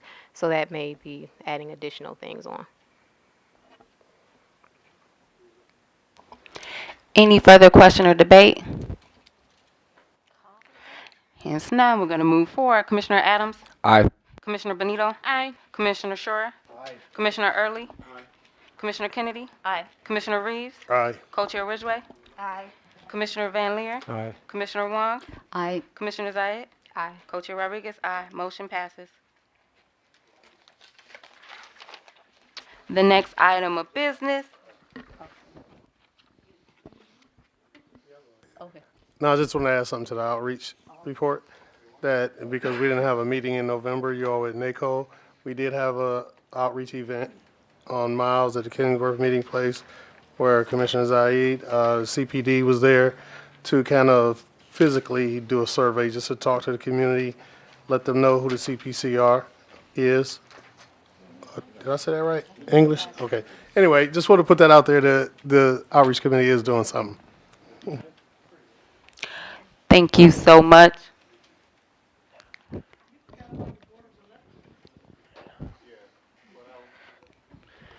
Just a point of clarification too, so everyone's on the same page with that $30,000. It's already been set aside from this 2023 budget, so it is money that we're using out of that budget. It will not be coming out of 2024 budget.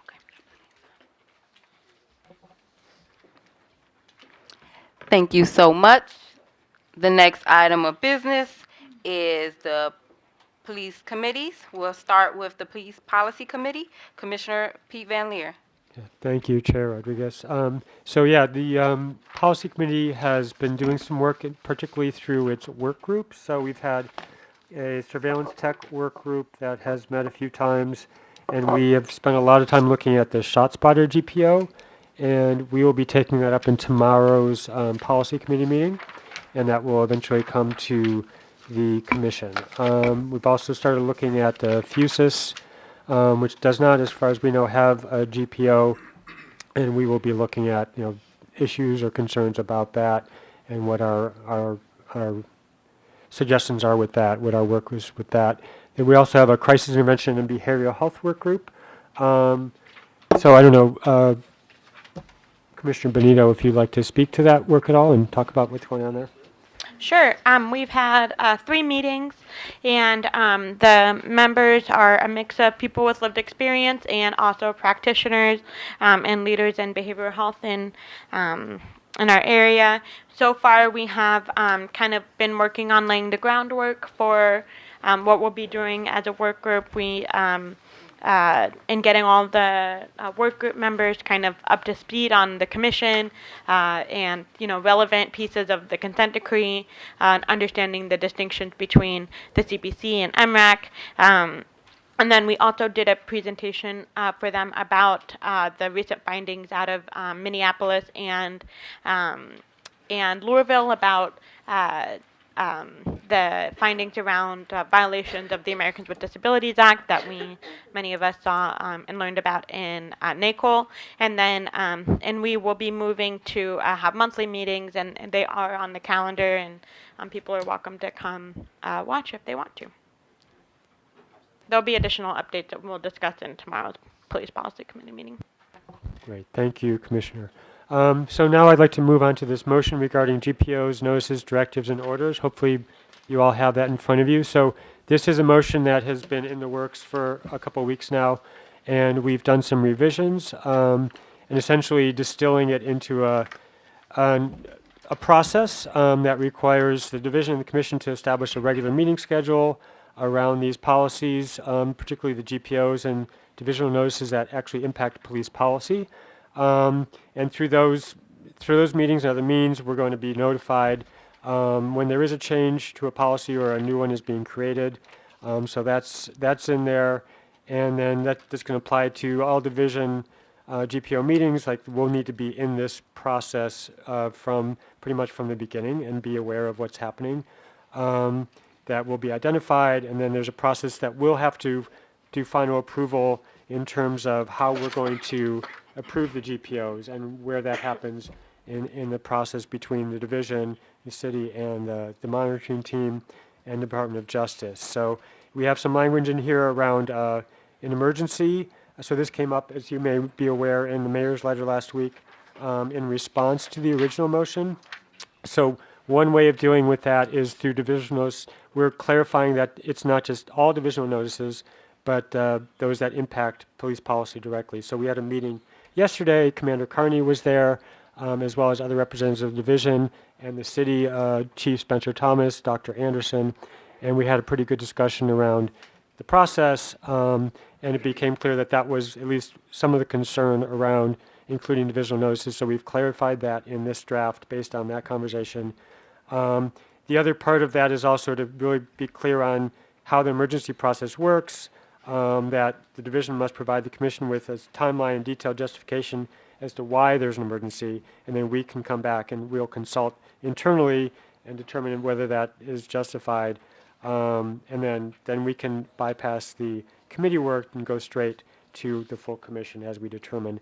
Now, that's from my understanding in the conversations I've had, there are very few actual GPOs and policy orders that are really emergencies. It usually takes quite a while to work through the process, partly because there's internal things with the division, but also we're working with the DOJ and the monitoring team as well. But we have that provision in there just to provide that opportunities if something does come up in that way. And we also have where the approval comes from.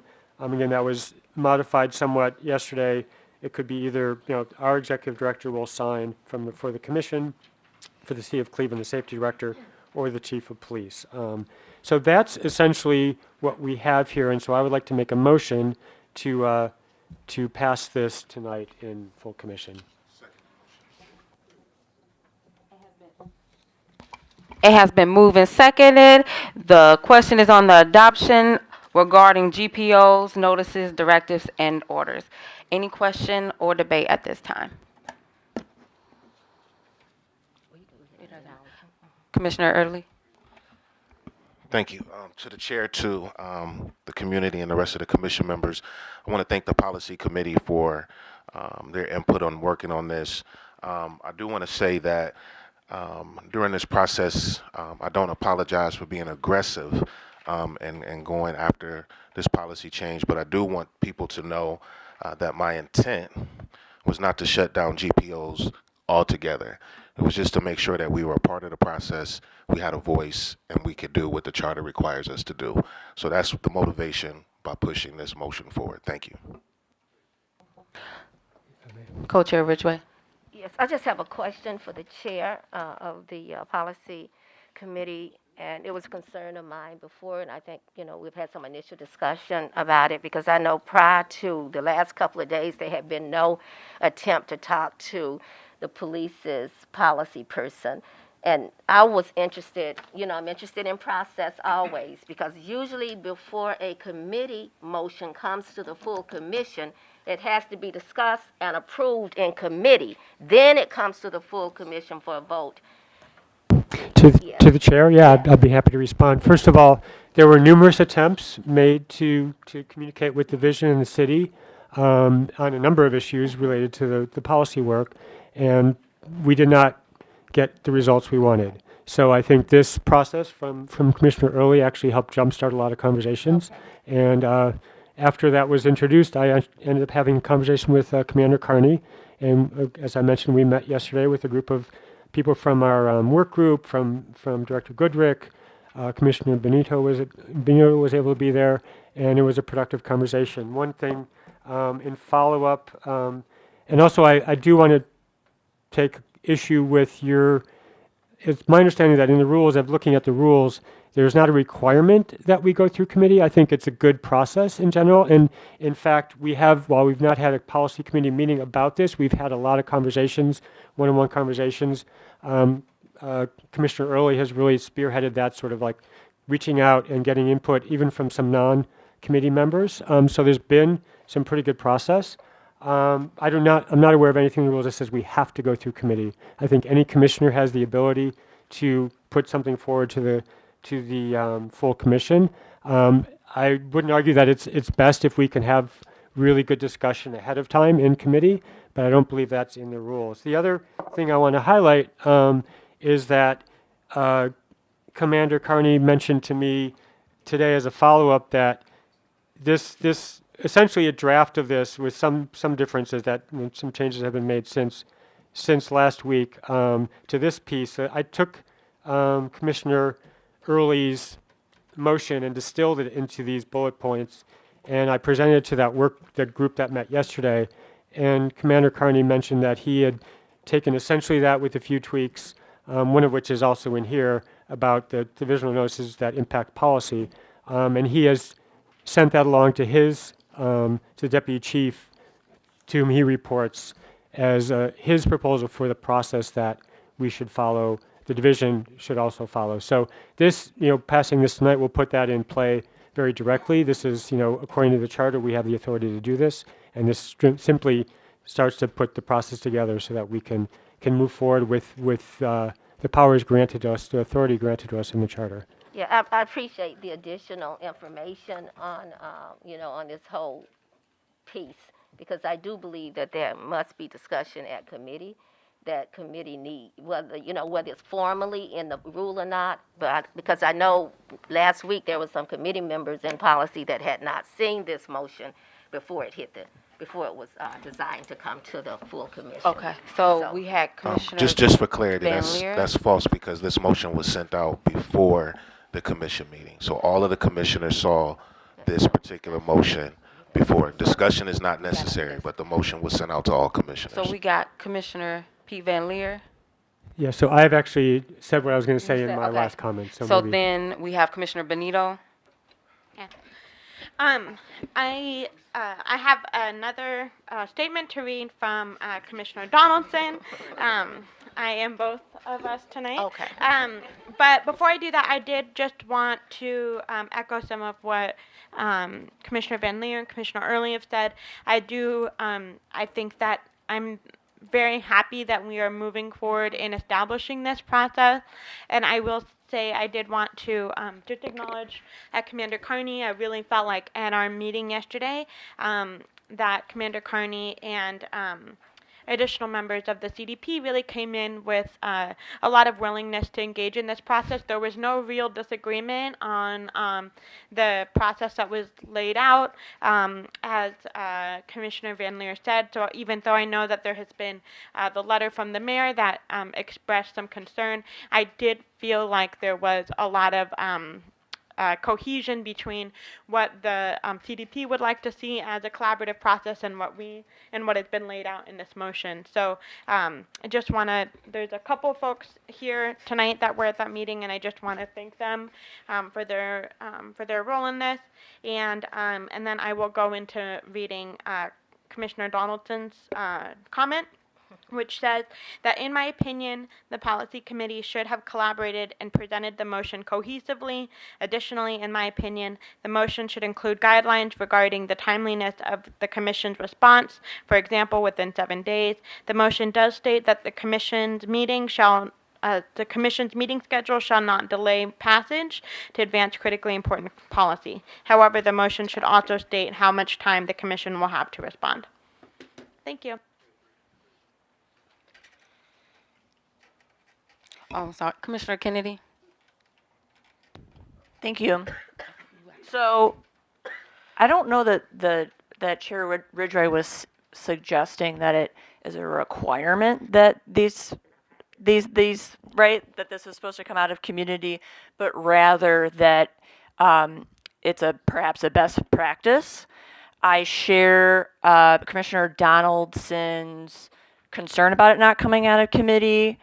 And I'm wondering if anyone can speak to why it didn't come out of committee. Was there anything preventing the committee from coming together and voting it out of committee if there was such collaboration and support as was discussed tonight? I'm happy to respond if that's You can appropriate. first, and then I will. Go ahead. Oh, yeah. So, yeah, I will say that part of what came up was like when this was presented to me by Commissioner Early, and we discussed it. Initially, my thought was like, well, why don't we try to work through this through the committee? Because while it may not be in the rules, as I said earlier, I agree that it's probably best to do it that way. But because it's December, our schedule is not, because we're not going to have a full commission meeting after our committee meeting. Usually we have the committee meeting is on Wednesday, the third Wednesday, and the full commission meeting is at the end of the month. And it just felt like there was some urgency because we hadn't been getting responses. And this felt like a way, and clearly we've already made some progress. We've gotten a response from the division. We've had a productive meeting.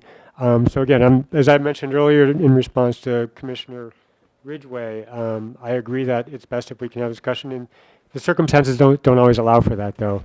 And I think we've remedied that. While as last week, perhaps that discussion hadn't happened, a lot of conversation among committee members and even non-committee members has informed what we're doing right now. So I know that's not exactly what you're saying, and yet we're here now, and we have, I don't disagree that it would be great to work through committee, but I feel like we are in a point now where this can be a productive assertion of our authority and a collaborative way to work with the division, and we've already started on that road. So I'll cede to Commissioner Early.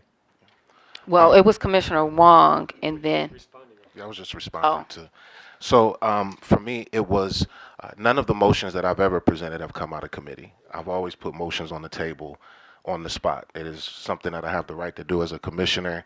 We don't have to. We don't have a process of going through committee. I will say this: I have heard the rumblings, and some of you have even spoken to me about this word called process.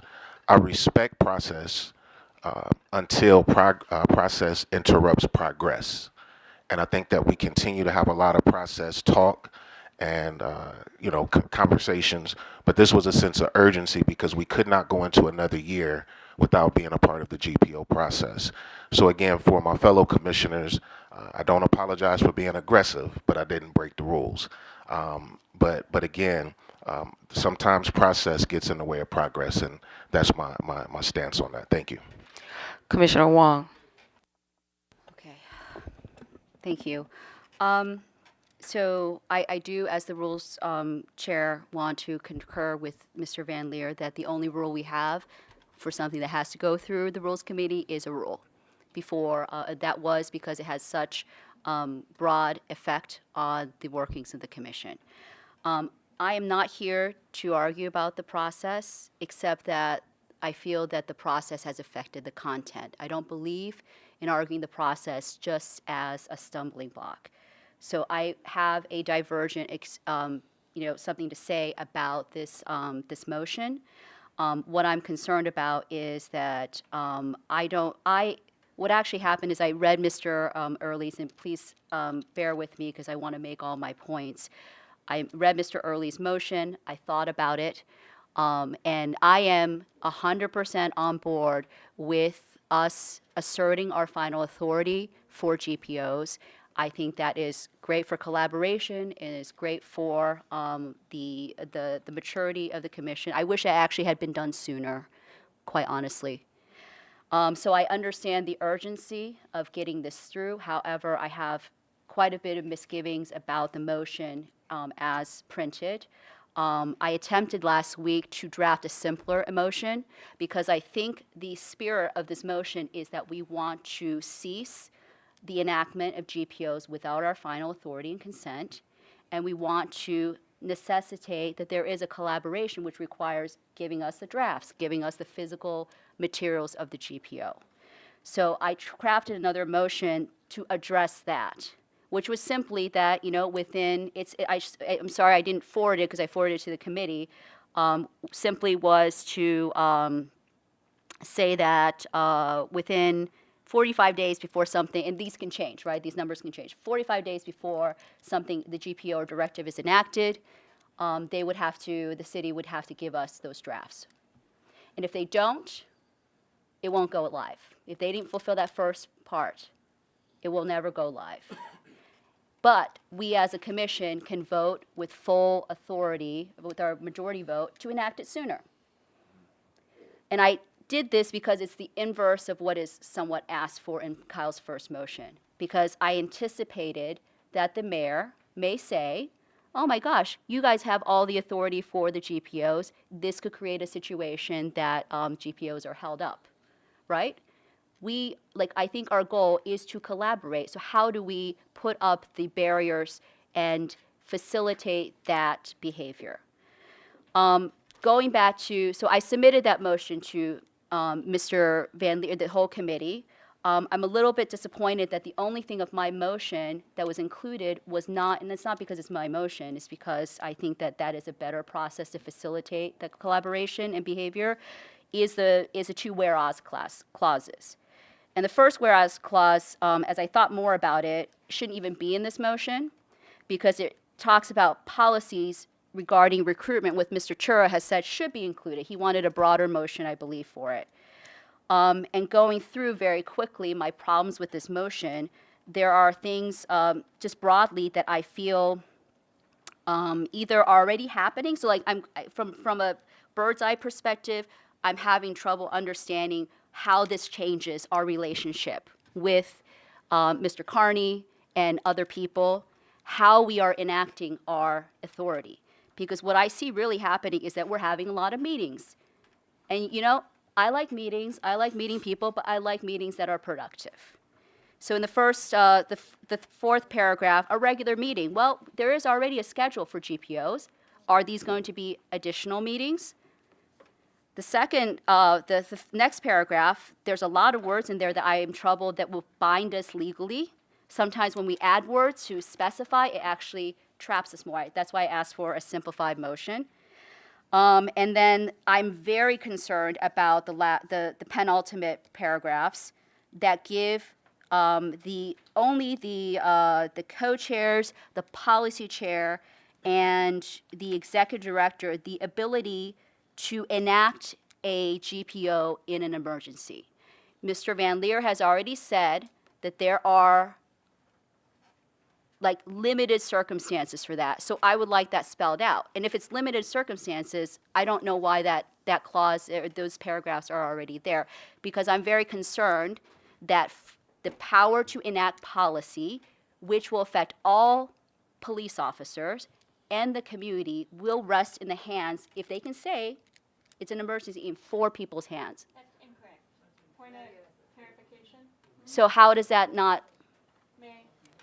Just to clarify, it says in the motion that whether it is considered an emergency rests in the chair of the policy committee, the executive director, and the co-chairs. But then it says here that then it would that would then bypass the committee, and then it would be voted on by the full commission in a special or emergency meeting of the full commission. So it does not give a small group of people the ability to pass policy. It gives them the ability to determine whether an emergency process is necessary. Okay, but it doesn't say the word vote in that clause at all, right? It just says call a special meeting. So I would like that specified. To consider the policy. To committee work and call a special emergency of the floor to consider the policy. Well, I mean, that's not clear to me who has the authority to enact this policy. And you know what? Please no one ever use this against me and say that I'm trying to stop this GPO motion. That's not what's happening here. But this policy, this motion, has such widespread effects.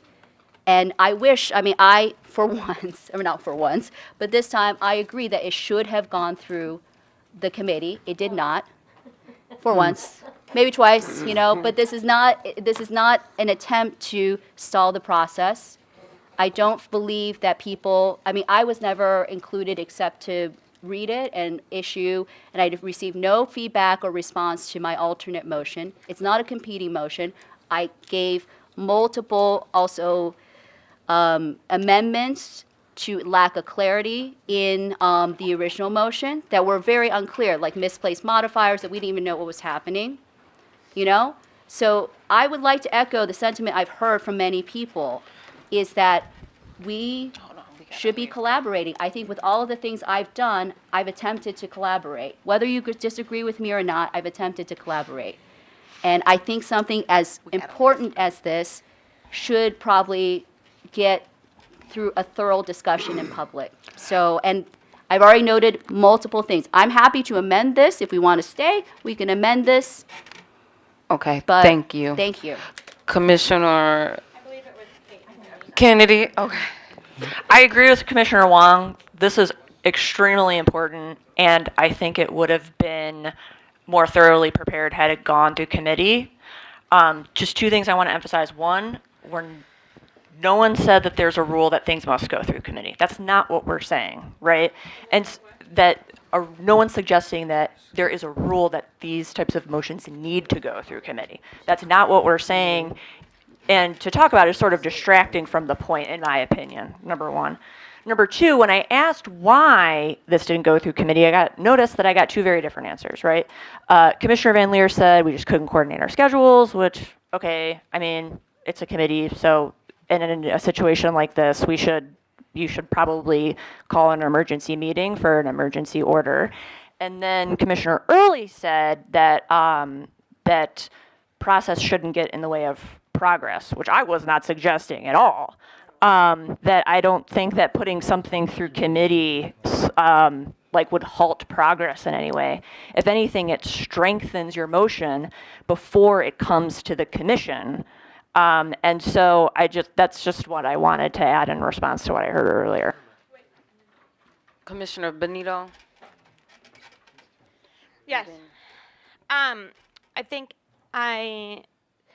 when it comes to, the process through which this motion came, I think that all of the points around committee and collaboration are points well taken.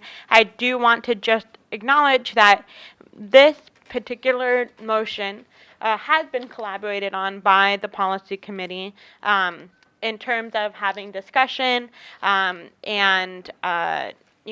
that Commissioner Early took that input and worked with Commissioner Van Leer. I'm not saying that that we are in total agreement as an entire committee about those things, but I do think that in terms of whether there was opportunity for discussion and input by the policy committee, that this motion does do that. The other process point is taking input from the Division of Police. And while I don't believe that whether or not we make a stand and say that GPOs need to be worked on in collaboration with the CPC is something that we are going to take that we need feedback from the Division of Police because that's frankly already in the law.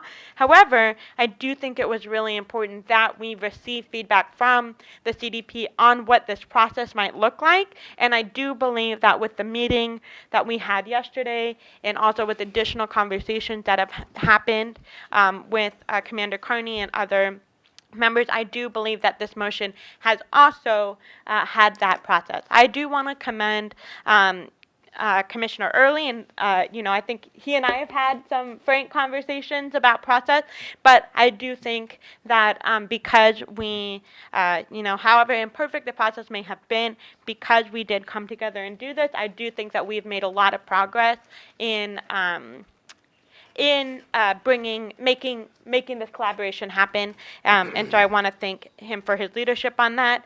In terms of in this motion, whether there are specifics of what the process should look like, I just want to point out that in here it says no later than February 29, 2024, a process for final approval by the Commission of such policies, orders, directives, or notices shall be determined by the Commission.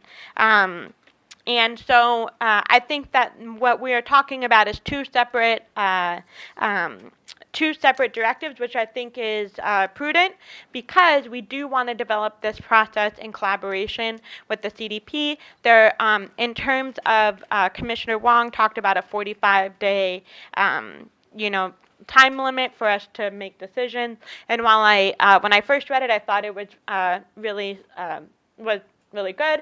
However, through conversation with the division, right, it became clear that that doesn't necessarily make sense because, these policies also do have to go to the Department of Justice and to the monitoring team. And that process often takes longer than 45 days. And so there are still details to be worked out about Yeah, there are still details to be worked out about what that, what the steps of that process look like, at what point the commission votes on it, at what point different people are going to look at the policy. However, we have, received commitment from the Division of Police that, in January, that we will be having a meeting with continued members of the police, including higher ups, to further solidify that process. And if for some reason that does not happen, we have the ability to bring another motion to the table to force that to happen. So, but I do feel, I feel hopeful that there is buy-in to create that process. And so I just wanted to point that out. Thank you. Commissioner Adams. Thank you. I just wanted to say that that I think is the process for this imperfect, yes, but I think the process for a lot of things that we do are imperfect. I think there were 8 commissioners who worked on those grants, and we know that things sometimes do happen, and you just have to sometimes make decisions.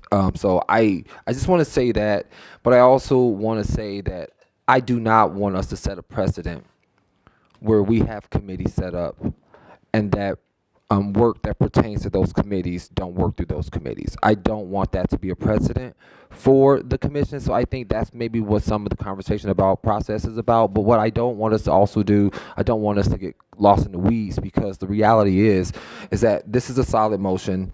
It is something that we should be doing. And so, yeah, we can have conversations about process and how to do this better, but I do think we should focus on this motion. And so I also want to say that just like what we just did with the rules, I think I agree with you. I think that what this motion is doing is giving us some dates and some timelines about sort of like how we establish the beginnings of this process. But there does need to be some additional things, sort of like, so what happens like as we establish a foundation and as we move forward and things happen, then we probably are going to have to revisit this motion as well and maybe pass something to make it even stronger.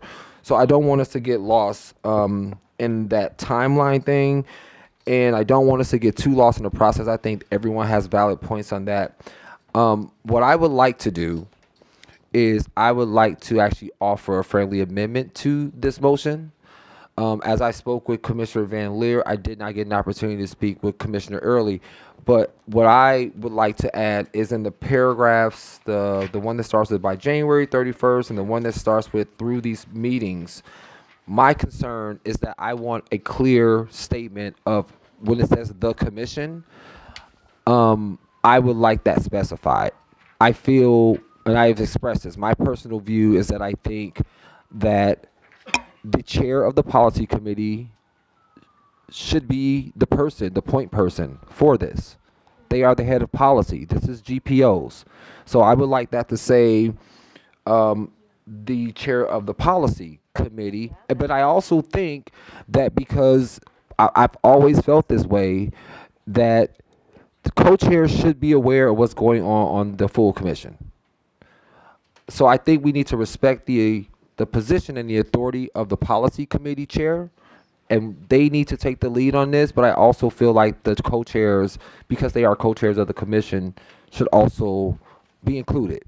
So I would just like that specified, because what I'm concerned about is I don't want a situation where a commissioner may say, well, it just says the commission, I'm on the commission, so I can be there or something. I just want clarity on that, so we're clear about what commissioners will be establishing the meetings, what commissioners will then be attending the meetings, and when the notification comes, which commissioners are going to be notified. So that would be just a friendly amendment. I support this motion, but I do think that as a chair of 2 committees, that I want the authority and the position of the chair of the committees to be respected. I would second that. If there's do you have a specific language, or it sounds like what you're saying is that, so what I'm seeing, if I may. Yep. it's really the second paragraph that starts through these meetings and other means. The division shall notify the chair of the policy committee, the co-chairs, and the commission's executive director. And that's simple language. Is there something in the first paragraph that you?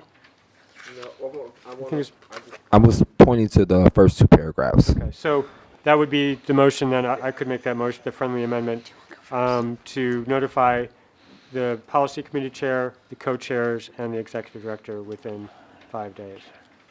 What, can you clarify where Well, I think we all should be notified, but I think that if there needs any action to be taken, then it can be the policy chair. That's what it's about. It's about when the change, but yeah, I mean, certainly. I So think you're yeah. What I Made was a thinking. motion, so I think we need a second, and then we Okay. can figure it out. We can say no. Okay, or yes, but- so, Just second it, and then we can put it on So- the table for discussion. I don't even understand. So it's in this, the paragraph that starts, it's the second full paragraph, through these meetings and other means, the division shall notify the chair of the policy committee, the co-chairs, and the executive director within 5 days. So that's my motion, a friendly amendment. I'll So I need a second that. So then we Okay. can talk about it. so it has been properly moved in second for a friendly amendment of the commission being comprised of the chair of the policy committee, the co-chairs, and the executive director. Are there any questions or discussion pertaining to the friendly amendment at this time? Well, I still think that there's a lot of work on this motion. I will address that later, but GPO's notices, directives, and orders don't just affect the policy. So it's just Point of order, pertaining this is a to friendly friendly amendment. amendment We're at this discussing the time. amendment. Point of So I'm order. discussing it. No, I'm discussing it because I would argue if the policy chair is included, why is the accountability chair not included in this? No, Okay. it's not about that. Okay, so thank you so much for your comment. Is there any further question or debate at this time? I think. Commissioner just- Adams. I had a comment after Mr. Chura. I'm sorry. Yeah. So it's only pertaining to the friendly amendment at this time. The friendly amendment will be voted up or down, and then we will go back to the main motion. I just wanted to clarify my thinking of what the amendment was. I think that I just want a clear channel of leadership and communication. I believe that my thinking is that as the policy committee chair, it's their thing. So I feel like they need to be included. And then I believe that once those communications happen, then what I would assume what would happen is that the policy committee chair would then reach out to the policy committee, and then the co-chairs would then communicate whatever was needed to be communicated with the full commission. So in making that suggestion, that was what I had in mind in terms of like a clear, like kind of chain of command and communication system. Okay. Are there any further questions on the friendly amendment? Okay, hence none. We're gonna call the vote for the friendly amendment, which is the commission to be comprised of the meetings for the policy of the chair as well as the co-chairs. Commissioner Adams. Aye. Commissioner Benito. Aye. Commissioner Shura. Aye. Commissioner Early. Aye. Commissioner Kennedy. Aye. Commissioner Reeves. Aye. Co-chair Ridgway. Aye. Commissioner Van Leer. Aye. Commissioner Wong. Aye. Commissioner Zayed. Aye. Co-chair Rodriguez, aye. It has been properly moved in second to include the friendly amendment. Now we're going to go back to the main motion, which is regarding the GPO's notices and directives. The next person to speak was Shura. Thank you. I just have a few comments. General police orders, they're long-term. They could go for years before they're changed or revised. They're usually a draft put out, and if it affects the whole division, it'll go to all the commanders, the captains, the lieutenants, the sergeants, down to the patrol officers for any kind of comments or suggestions. The unions will move into or make their suggestions. With general police orders, sometimes it also involves like outside agencies, like CIT, domestic violence situations, things like that, where we're outside the division, our partners that we work with. I've never seen an emergency GPO. It just doesn't exist, as far as I ever seen. Commander Connie was here, I'd ask him too, but I've never seen an emergency GPO. Now, DNs, on the other hand, they're short-term. They pertain to A lot of times it might be officer safety issues, such as like where people are concealing drugs, how drugs are now packaged. They make, they make it all look like cereal and everything, like candy. Weapons concealment in vehicles, whatever the weapon might be. It might be a concealed, it might be a pen that looks like a pen, but it could be a zip gun. Things of that nature. I don't think any of us would have a problem with the division putting a DN out for officer safety. Officer safety should be paramount for everybody, the division and us. We could always go back and look at something like that later. As far as GPOs go, I put the drafts out. We all have a city email. All they have to do is include us on that. When we get the drafts, we read them. We could discuss them at one of our meetings. If we have a problem, we could work with whoever you're working with, if it's Carney or whoever it might be at the time, and try to resolve our issues. It seems, it doesn't seem that hard to me, but it's up to the city to give us that information, and that's why I support this motion also. Commissioner Wong. Okay, Mr. Early, I appreciate your perspective, but this is not about that. I would encourage you to think about the connections between the training, accountability, and policy committees. Again, I do not support this motion because of content issues that arose from the policy. I did give my motion last week, and I tried to talk to Mr. Early about it. He did not seem like he wanted to collaborate, and it seemed to have fallen on 3 of the 5 committee members to lead the charge on this, which I appreciate, but I don't think that that is conducive to what the spirit of a committee should be. What my main problem with this, including this emergency I think that part probably could just be removed, is that there doesn't seem to be an enforcement incentive in this at all. What happens if they do not give us within 5 days? How do we even know when they release something what 5 days will be? And if we don't receive the final process by February 29th, 2024, we will have been delayed, unfortunately, another 2 months.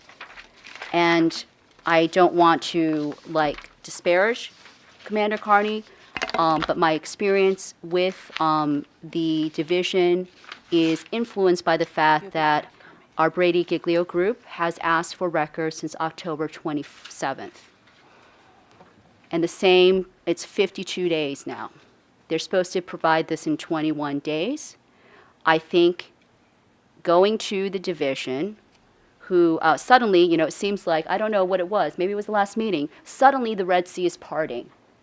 Does that seem right? Does that, Go ahead. sorry, does that, to me, I just would like us to face that I disagree with you. I don't think this is aggressive enough because I don't think it actually compels them to answer to our authority. It doesn't bring it close enough to the statutory requirement that this is our authority. And there's a real big problem because the first whereas clause should not be there because it doesn't address everything. So I don't support this motion because it didn't receive the brain trust of the entire commission, which I think is a very bad, I read this revised motion, which has completely been revised since last week at about, 2:30 I received it. I need to think about this. And this is a process that we're establishing for the long term. And maybe the consequence is just, we lose another 2 months. But frankly, I'm tired of that. I am tired of us falling for every single obstructive trap that the city is willing to put in front of us. Because there is one problem here. You spoke to Commander Carney. Do you think Commander Carney is in charge of this? Do you think he is the last and final authority about whether this GPO can go through? Because I know he's not. Because he told me that he has the records for Brady Giglio, but it would rely upon Delonte Spencer Thomas to give it to me. Not sure why the law department is interjecting themselves in this, but I think we really need to have a reality check about what the effectiveness of this motion will actually be. So I do not support it. Thank you. So the final comment so that we can move this process along will be Commissioner Van Leer. Yeah, so mine is just a quick response regarding the email notifications. If anybody either reach out to me or Commissioner Benito, because they're adding emails from the policy committee at least to that notice. And I would love to have anybody else who wants to be on it, just let me know. or let Commissioner Benito know, and we'll make sure everybody's on the list. I think the whole commission should be getting emails. I don't want people to get emails they don't want, but if y'all want them, we'll do it. Okay, we'll make sure, we'll send that along.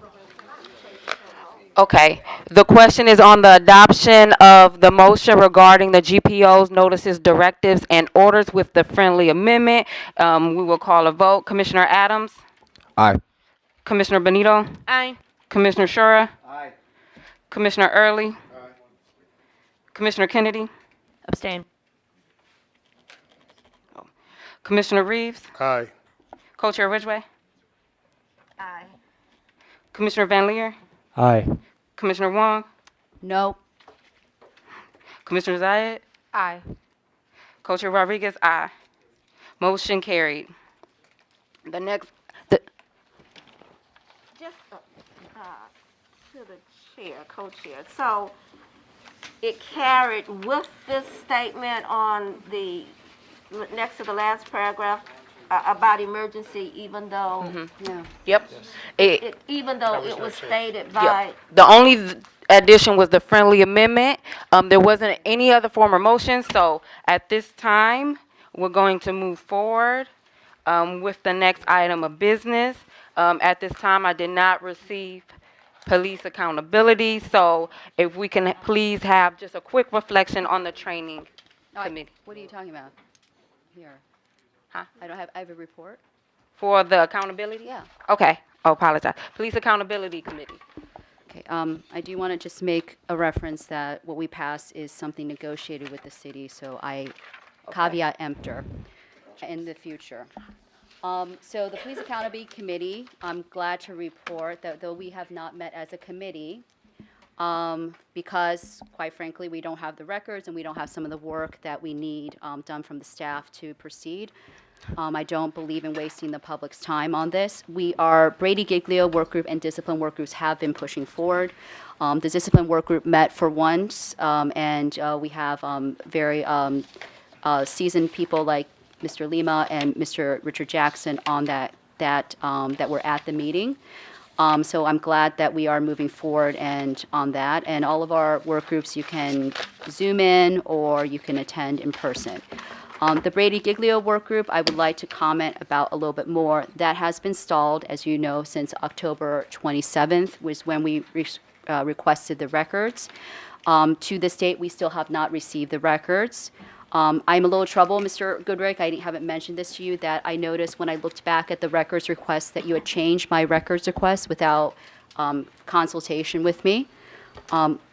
If you want to address that, and if I can continue. Absolutely, because I think it was brought up previously that we have a problem with distortion of what is being said. So why don't we pull up the emails and read both, and you can explain why that Right now. the words that were changed affected anything. And if you have any evidence that, because your accusation is that the reason that you haven't received your records has something to do with one or two words that were different in the request. No, I'm not and you've suggesting made that that. accusation, so if you're going to make it publicly, I will defend myself against your fine. public accusations. That's fine. So would you You like to did- read the emails? No, no, thank you no, so no. much. Please continue to will give do. your report. He stated his opinion. We are short on time and we have business items. Please All continue your I've report. said is that my records request was changed. I believe in consultation with the chair, it changed the nature of the request because it turned it from a disciplinary file to a human resources file, where are different locations for those files. That's why I'm concerned. I did ask Mr. Goodrick to follow up, and what has happened since then is that during our last meeting, if you remember, I spoke about this, and coincidentally, during the meeting, I was sent an email from Mr. Spencer Thomas, who is now apparently being tasked with fulfilling our records request. And I noticed again in the record, what he was giving me were records that we already had, which is, I do not consider a fulfillment of our records request, which is simply the full disciplinary files for every officer charged from 2022 and 2023. I don't think that there is that much confusion about it. Then and this is very important because the records are quite important. And what I've experienced with that and the attorney are representative of what view we should be having about the city's role and potential obstruction at this point. At that point, if the records were going to be presented on a flash drive, I had to wait another weekend for them. Mr. Goodrick picked them up. Thank you very much. We confirmed that they were the records that we already had, and in no attempt, maybe 6 emails from me, not called him yet, has Mr. Spencer Thomas, who is of the law department, conveyed to me that he understands that our records request has not been fulfilled. This is quite egregious. The lawyer who is from the public defender's office has even issued her legal opinion about this. As you may know, there is a ruling from the judge of 21 days. So I'm very concerned that 52 days after this, apparently the judge's ruling is not sufficient for people to fulfill these records requests. So the Brady Giglio Group is thinking about other options. And Mr. Goodwin, I'm hoping that you will facilitate these. One option is subpoena power. And I would like the whole commission to think about why the disciplinary records are so important that the city, this is the second request we've made. The other request has not been made. So that is my report. Thank you. Commissioner Schura. A quick comment. Supposedly, the investigations are now in IA Pro, a data system the division is using. That should have the complete investigation all the way through. The city's going to say that there might be some stuff that's obtained through leads that we wouldn't be privy to. However, if you're certified in leads, there's different levels of lead certification. So if you took like the basic, you could still read the basic information. You'd be writing. You'd have to fill out a form, saying that you would not reveal this information to anyone. So there is different levels of leads. So Yeah, I'm already certified in leads now at a basic level. So I do want to clarify. If I was just a public person, I asked for the disciplinary file of the officer, I can get that. So it's a public record. So I don't even understand the level of certification that's necessary. well, there's different things. Yeah. If there's a criminal history, computerized criminal history in there, that's not public for the general public to have. Mr. Chair is right that I was told by Mr. Carney and by Mr. Spencer Thomas in writing that these records are somehow in different places and different sources. So I'm taking pause with that. At one point, they were located in different like Human Resources had a file at the City Hall that for a long time I didn't even know existed. When Internal Affairs has their own files, they usually have a hard copy. Everything used to be on paper. Now it's all electric, which is fine unless we have the grid go down. But so the information's out there. It's just a matter of getting the city to give it to us. Okay. So I do see, but we have to continue business. The next item of business is Police Training Committee. I know we're running short of time, so I will say we did have our first police training, engaging the community through scenario police training, reflection, police training this past Saturday. I think it went really well. Essentially the police came and they did 3 scenarios of use of force training that they use, and we had members of the community, the commission, the CDP were there. And so what I would like to say is I definitely just want to maybe we're running short on time, but I want to say thank you to some people. I would like to say thank you to Commissioner Chura and Commissioner Donaldson and Latine Goldsby for being a part of the work group that put the event together. I would like to say thank you to Shelly, who did a lot of hard work doing the proposal. She helped us. She basically was kind of like, as things got going, call Shelly, and she made a lot of things happen. And the event was really well. It looked great. I would like to thank Commander Magooth, Lieutenant Smith, Captain Simon, and all the other police that were there, because the police, they were not forced to do this. They agreed to give up their Saturdays to do this event for the community. I would also like to thank all the community members, that came and were present, as well as the commissioners who came as well. And lastly, I would like to say that we've already agreed that we're going to do another one of these events in April. And so essentially what we're doing is we're going to wait for Commander Magooth to select the date, because we need the police to actually staff it. And once we get the date, we'll start promotions and we'll start to get ready. And that next event will be on the west side. Thank you. Thank you. So it was a great event. Kudos to the training committee. The next item of business is the outside counsel for the mayor's letter. Thank you. So I hope everybody got to read both copies of this motion. Mr. Donaldson had sent me some feedback, and I received some feedback verbally. So the changes I made were to the last whereas paragraph. And this is just so everybody knows, we had selected Mr. Wallach as our conflict of interest attorney. However, the city has now stated that without knowing who can finalize the contract among the commission, who speaks for the commission, that all contract finalization with Mr. Wallach has stalled. So my concern is that with the contract, is that there were two contracts sent, one with two different scopes of work. The first one was about the commission's mission and a conflict of interest. The second one was no conflict of interest discussion, apparently, but only about the letter.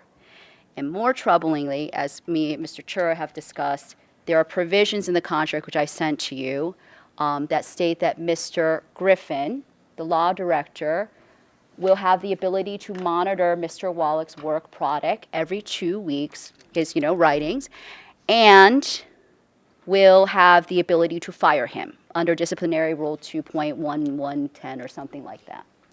I don't, and I think Mr. Chura agrees, believe that this is good for the independence of we are the client here, I think Mr. Wallach would obviously, he is a party to the contract because it's his contract. So I even said to Mr. Wallach, feel free to negotiate the contract. This is right to do so. But the city ceased everything because at some point, the city, without knowing who was in charge, said, we want to limit his work to 30 days, which I thought was a little bit, why? Especially during the holidays. And also why? Because we're supposed to, right? He could find more things, and it could be, can we extend by a few minutes? Because it's 5 minutes left. I can't. You can't? No. Okay, so I'm just adding Mr. Chura. So it's not just me. Mr. Chura, I think I chose him because he's obviously negotiated work contracts, and he was also good enough to notice some of the problems with the contract itself. And we would represent the commission. Mr. Wallach would represent himself. I'm not sure what the city's role would be. I would be happy to, because I always intended to bring back anything to you that I found. It's not like we're going to go into a room and decide this by ourselves. And since I've worked on this basically by myself since August, I would like the entire commission to finalize it. So I don't know if there's any comments. Is there a second? Is there a second? Sorry, what did I say? Oh, she want to put this motion forward for regarding engagement of outside So, counsel. the motion Is there a second at this time? Is there a second?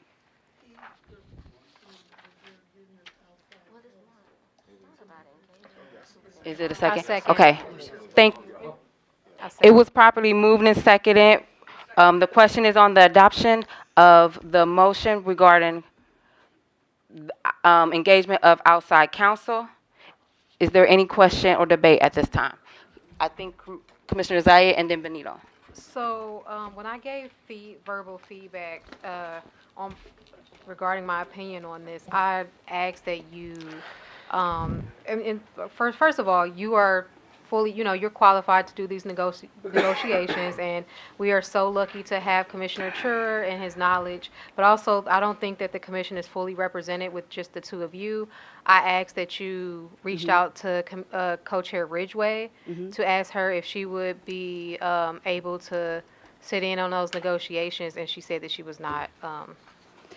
I called Co-Chair Ridgway, right? I called you because you said, can I call you later? You didn't call me back, so I called you this afternoon. I was at the hospital. I'm sorry, so yeah, I so. can't call you if I'm at the hospital. Right, Yeah. but I did call her. I do want to, if I could, Friendly amendment. offer a friendly amendment to add Co-Chair Ridgway in the negotiations. I will, okay, you can second it? I'll second that.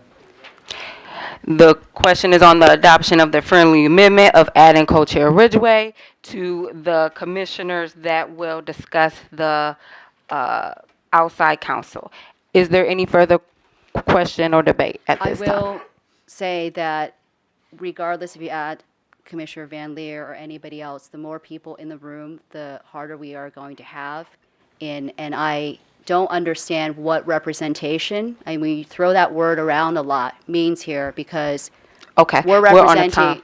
representing the interests of the commission. And if you don't trust me and Mr. Chura to finalize this contract while coming back to you, I'm not really sure. I welcome Commissioner Ridgway, but it's going to be more cumbersome with 3 people managing. We It have- has nothing to do with the distrust of you two, just the But you know with concerns 3 that other people, it's commissioners gonna, have. and Mr. Chura has already said that he's not gonna be able to make. Commissioner Benito. I have no problem with someone else being on the.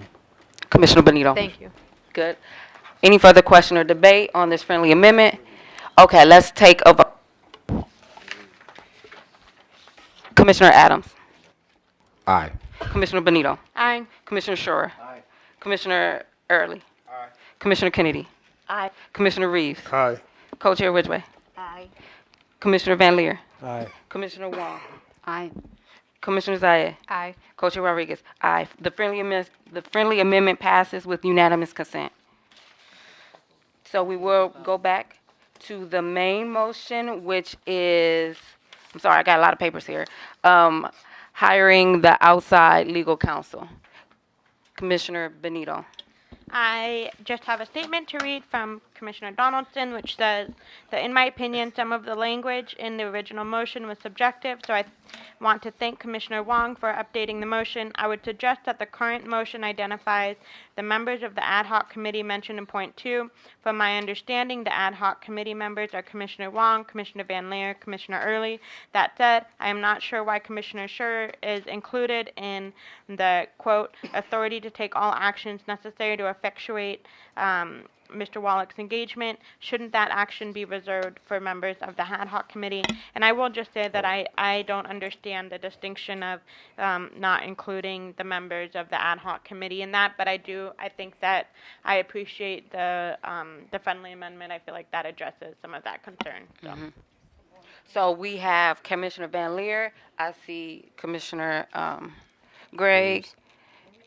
And then we have Co-Chair Ridgway. Okay, so I need to formally extend the meeting. I'm sorry, I was trying to get this in, but can I please have a motion to extend the meeting? I move to extend the meeting by 10 minutes. I second. It's been properly moved and seconded to extend the meeting to 10 minutes. Is there any question or debate?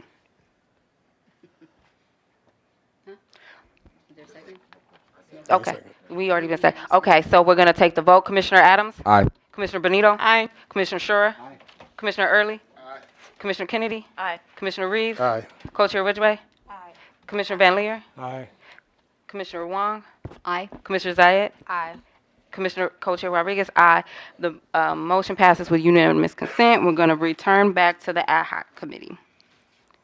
So, do you want to go first? Yeah, just real quick, and this isn't the first time this happened. Should we really be reading comments from commissioners that are not present? Because our meetings aren't supposed to be virtual, right? And that's kind of like a virtual comment. Nothing against Commissioner Donaldson, but he's been a part of a meeting that he's not present at. May I respond? Just ask. Commissioner Benito? Yeah. Commissioner Donaldson asked me if I would read the comments. I said that I was fine with that. I did ask at the beginning of the meeting if that was okay. They said yes, so I don't. Oh, no, and this I is, mean, we did it before. There's no formal rule per that was se, my so, point. We've okay. done it before. Yep. But I'm saying, is that okay? You all okay? This obviously is okay with you. I did ask permission. Right, right. But- It's nothing against you or even against Commissioner Donaldson. I'm just saying, we're slowing down our meeting, reading from somebody who's not here. Is that fair? Points well taken. Co-Chair Ridgway? I don't necessarily want to address what you said, but we have always said you couldn't vote Oh, if yeah, I you know were that. not here. But I don't, we've had other times know. that, I guess we need to decide what we're going to do with that. I just want to just make sure. Let's ensure that we we go back clarify to this the motion. Mhm. Because it isn't, what we were asked to do was to determine who would actually be working with the law department. It's not for the outside attorney. That's been accepted, that we would go forward with the outside attorney. They were establishing the contract. And the issue came up about the time for the lawyer to respond. At that point, the legal department said they're getting directions from a couple of different people who should be giving them directions. And until they receive directions, as a result of a full commission vote determining who that will be, they're going to set that contract aside until they get that in the minutes. Full commission vote. That's the way that came. That's why it came back to the table. Not for the outside attorney, but to determine who has the authority to speak for the commission. I do. Okay. I have a slight correction on that because the emails will show that a timeline was offered.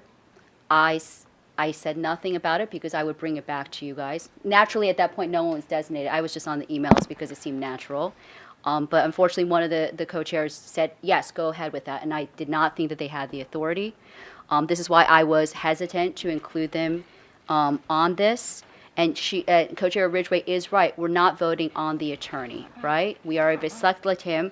But my other concern is that neither of the co-chairs looked at the contract to notice the very fact that Mr. Griffin will be in some ways controlling this attorney, which defies the entire point of an independent lawyer. So, Co-Chair Ridgway, I welcome your, contributing with Mr. Chura and I.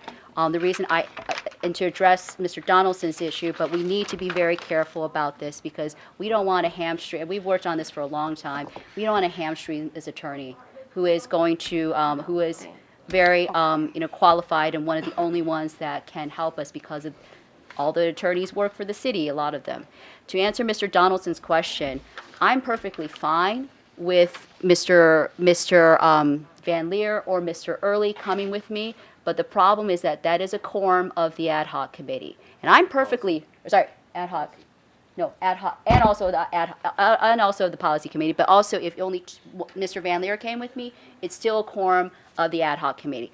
I am actually fine, I will go on record. If you want to negotiate this contract live on TV, I'm all for that. But if the city, and I have to say, the city, I want to emphasize again, the city is not the client in this relationship. We are the client and we are in conflict with the city. We determined that, right? We determined that we're in conflict. So the only two people that should be negotiating are the commission and Mr. Wallach, who has our interests because he's serving as our attorney and he also has bounds. Okay, we have 4 minutes, so that's what I want to explain about it. If you want to have the live, a negotiation with the city, I'd be all for it, and Mr. Early and Mr. Van Leer can Okay, thank you. I just have a few points of just observing the process. So just for the record, when submitting the information for legal agreement form, it should reflect the motion that was approved in the full commission. That all commissioners should review and completely understand a contract because it's legally binding, right? So if we don't have it, that is a concern for me. So this is something to consider in the future. That contracts should have in writing a time frame and a clause to extend time if requested. Generally, if we receive documents, whether it's from the city, from the police, there is a time. So that it's not extending and that especially since this issue has prolonged. This is just in And- general best practice. And I would say the last point is that contracts should not be sent in a forward email to commissioners, because then that would be subject to open meetings and public requests. So these are just some observations to consider for helping to improve the process. I don't want to Commissioner Wong. speak for Commissioner Ridgway and Mr. Chura. We'd be happy to bring back any concerns about the contract. I had never intended not to include you in the process. It was to facilitate a process that we've been missing an independent attorney since January 1st of last year. And I think that's way too long. Okay. So that's it. Thank you. Thank you. So, should we call for the vote with the friendly amendments? The question is on the adoption of the motion regarding the outside counsel and with the friendly amendment. Commissioner Adams. Aye. Commissioner Benito. Aye. Commissioner Shura. Aye. Commissioner Early. Commissioner Kennedy. Nay. Commissioner Reeves. Aye. Co-Chair Ridgway. You're in it. You have to vote whether you want to go. Commissioner Van Leer. Aye. Commissioner Wong. Aye. Commissioner Zayed. Aye. Co-Chair Rodriguez. Aye. Motion carried. The next item of business. Oh, wait, can we just like? I How can about the do the. elections? What about the election? Oh, the election. Oh, we have that. We need to get that done. The election, are we doing nominations? We're at 10 minutes. We're at 10 minutes, so either we adjourn or extend again, but keep in mind, we have people who are coming in on overtime. But we don't have any other time unless we do a special meeting. So I would motion to extend by 10 minutes. Do I have a second? About 5 But then minutes. we can't have the election on Oh my gosh, no special, we can't, 5 we minutes? have 10 minutes though. We just need to nominate. Okay. I move to extend the meeting by 5 minutes specifically to do nominations for the co-chair election. I second. And It's probably been moved in second to extend the meeting for 5 minutes regarding the It can be voted. nomination of co-chairs. Any questions or debate? no. Just vote. Okay, we got to move to a vote. Commissioner Adams? Yeah. Extend by 5. Yes. Yes. Commissioner Benito? Aye. Commissioner Shura? Aye. Commissioner Early? Commissioner Kennedy? Aye. Commissioner Reeves? Aye. Co-Chair Ridgway? Aye. Commissioner Van Leer? Aye. Commissioner Wong? Aye. Commissioner Zayed? Co-Chair Ridgway? Aye. Motion carried. The slate for the nominations of co-chair will open. Is there anyone that would like to? I'm not nominating anybody. I'm just saying that we did discuss, I think we should look at the rules. I mean, this is not the only time to nominate, I think. I would like to nominate Commissioner Van Leer for co-chair. So we have Van Leer. Is there any other further nominations at this time? I would like to nominate Commissioner Zayed. Commissioner Zayed? Sorry, I didn't talk to either of you before I did this. I'd like to nominate Commissioners Benito and Adams. Benito. You can also withdraw. Yeah, you can decline. Not that you should, but like. I would like to nominate Commissioner Early. Early. Do you want to decline? You can think about it too. Just move a bit. Just move a bit. Any other further nominations?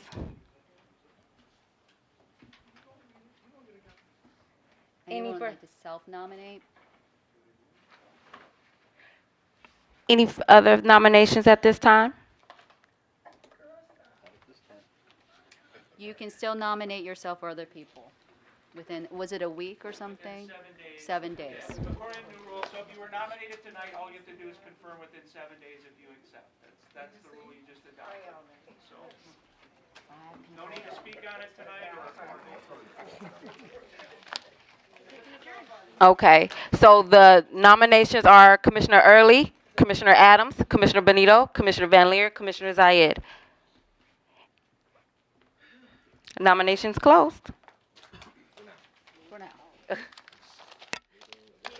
adjourn? Well, we probably, I don't think we got. What? We said it was just to do this. We said it was just for the election. Right. Oh, there's public comment, though. We skipped that. We just did it for one. Extended just for that. Good evening, commissioners. My name is O.C. Maynell, and I am.